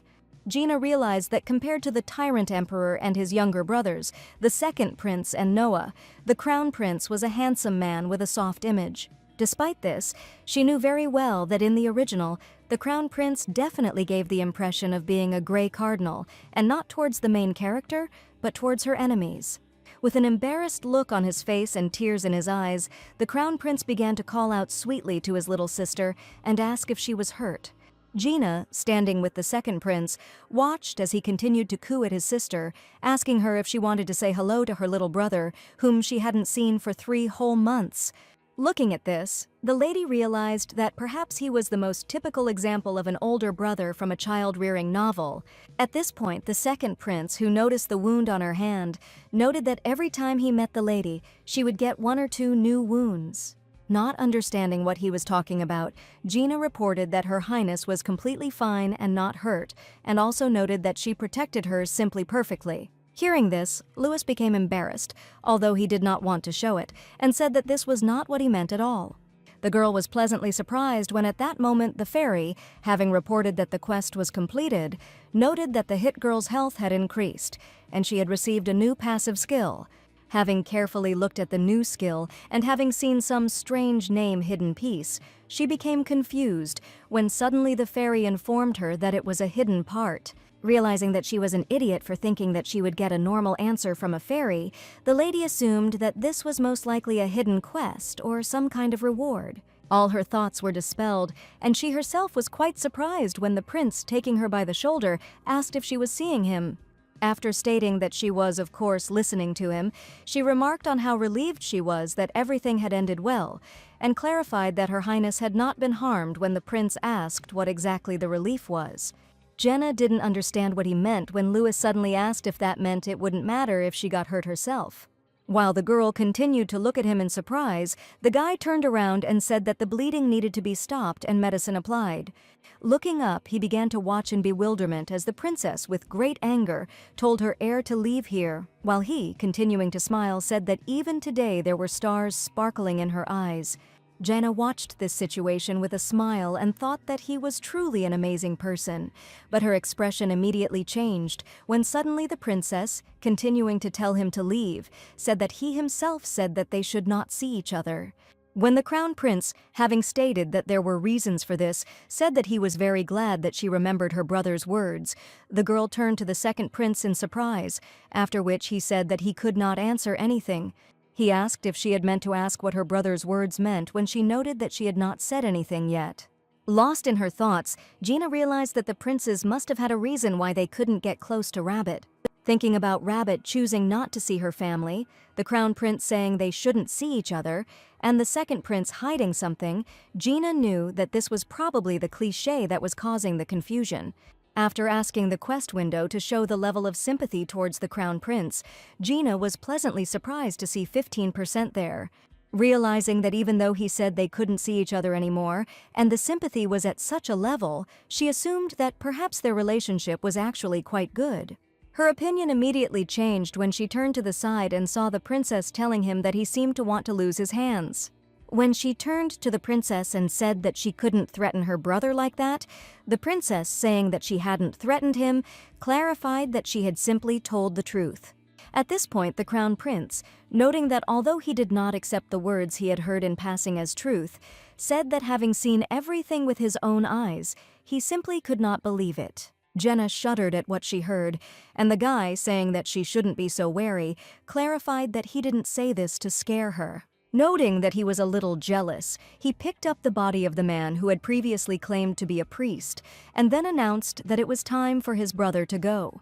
Having informed him that he would be busy today, as he needed to get rid of this, he suggested that Louis go. He was quite surprised when his brother, having told him to go first, said that he would catch up with him. Assuming that he was going to monopolize their sister, he said that it seemed that Louis wanted her to call only him brother, in response to which Louis himself said that she did not call him that. He reported that he was already doing this, when the Crown Prince, noting that he was going to play with Rabbit while he was away, informed him to be prepared for the consequences, and that the training of all members of the knightly order would be on him. When the elder brother began to say that he would now be responsible for both inspecting the underground cave of magic stones and composing a speech for the festival, the second prince, sighing heavily, agreed. Louis said that if he continued, he would do nothing at all, when his brother, with a smile on his face, also began talking about taxes. Looking at the departing Crown Prince, the princess noted that Louis knew how to deal with people, in response to which, he himself clarified that he only knew his brother's weak points well. When Rabbit asked if he would tell her about these weaknesses, the second prince said that he was willing to do so if he could pay. Jenna watched in bewilderment as, in response to the prince's words that there would be one weak spot for every request, the princess, having informed him that he was not a professional, swore on her name that she would fulfill everything. With a stern expression on her face, she immediately refused when the prince informed her that in that case she should call him brother. She noted how shameless it was when her brother, after telling her that she seemed to be the type of person who broke her promises so easily, pointed out that it meant that her promise, which she had made earlier, also had no weight. The princess still agreed, although she was not particularly eager when he asked which of them was the first to break the promise. With a heavy sigh and averted gaze, Rabbit called Louis her brother, causing a blush to appear on the boy's face. Seeing this expression, Gina said that although it might sound presumptuous, his happy face was indeed beautiful. Realizing what she had just said, she loudly asked him not to misunderstand her and explained that she was simply expressing her honest and disinterested impressions and had no personal interest. When Louis asked her again what she meant by not getting the wrong idea, she said that she had no feelings for him. Jenna apologized, realizing that he might be uncomfortable with such compliments, but he informed her that this was not the case. Noting that he often heard things like that, he looked away and noted that her words weren't unpleasant to him or anything like that. When Gina asked in surprise if this was really the case, the second prince repeated that everything was indeed fine. Looking at them at that moment, and continuing to observe this absurd situation, the princess understood that these two had clearly started on the wrong foot. Turning to her little brother, Rabbit asked why he stayed instead of going after that annoying boy. She asked him to answer this question again, when the second prince reported that this appeal sounded even better than he imagined. After replying that it was all for the sake of treatment, the prince explained that the doctor who would be at her residence had not yet arrived, so they had to go to him at the palace. The princess was pleasantly surprised to hear this, noting that it was an appropriate answer and praised her brother. The princess was amazed beyond measure, and she screamed in horror at what he was doing when he came up to her and lifted her up in his arms. When she asked why he had picked her up, he asked if she was going to walk to his palace. He said that as he knows, she doesn't like it when strangers come here, and it would be faster to go ourselves rather than bring the medicine here, when the sister asked him why he didn't call the person. The princess again wanted to object, but her brother, without even giving her a chance to say anything, said that if she wanted, she could stay here, and he and the lady would go together. Hearing this, the little girl was horrified and, accepting the situation, told him that she was giving him permission and that he should hold her tighter, in response to which Louis said that he would do it with pleasure. A little while later, when Gina's hand was already bandaged, she, noting that His Highness masterfully ties bandages, thanked him. Noting that she had just said something rude as if nothing had happened, Louis said that he hoped that she would never again do such things for which she would be grateful. He indicated that this was not the case when the girl, with an awkward laugh, apologized for causing inconvenience. Out of nowhere, Rabbit suddenly announced that the problem was in his speech pattern, and when the guy asked what she meant by that, she told him to just be honest and say that he was worried about Darlene. When the prince said he hadn't said that, the princess noted that his face had turned red, and Darlene, who was watching, was pleasantly surprised and assumed that they looked really close, probably because the sympathy level was completely full. Realizing that it was now time for her to think about what to do earlier, Gina thought about it and realized that there were still two characters left from the main quest: the Tyrant Emperor and the Crown Prince. She knew that no matter how much she thought, even if she could temporarily forget about the hopeless emperor, she definitely needed to gather information about the Crown Prince. Although the Crown Prince appears to be a simpleton who does not care about his little sister, he may actually be a more dangerous person than the emperor himself. Realizing that if she approached him too quickly, nothing good would come of it, Gina, apologizing in advance for interrupting, asked if she could ask a question. When she said that this was not the case, to the prince's question about whether this question was about him, he said that he tries to refrain from talking about personal things, but today he will try to answer, so she cannot worry and ask. He was very surprised when Gina, pleasantly surprised by his words, asked what kind of person His Highness the Crown Prince was. When he asked her in bewilderment what she meant, she said that although it wasn't the first time she had seen him, it was the first time she had spoken to him, so she was interested to know what kind of person he was. Hearing this, the boy said with a frightening look that information about the imperial family was confidential, and even when Gina reminded him of his words that he would answer any question, he repeated it again. At that moment, the fairy announced that the skill of Insight for Good had been launched, and Lady Esta, seeing it, could not understand why this notification had popped up. She cried out in surprise when the princess suddenly asked her if she liked the bratty Crown Prince. When Rabbit, noting that she was completely confused, asked which of the two princes she liked more, Jenna whispered that they were both wrong. Noting that she shouldn't be embarrassed, Rabbit said with complete confidence that everyone her age goes through this. Having said that there seemed to be a misunderstanding, Gina said that this was not the case, but the princess, ignoring her words, only said that she would be glad if she became a member of her family and asked which of the brothers to give her.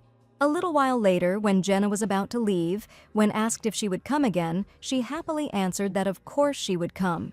She was very surprised and didn't know what to say when the second prince suddenly announced that he was taking her home.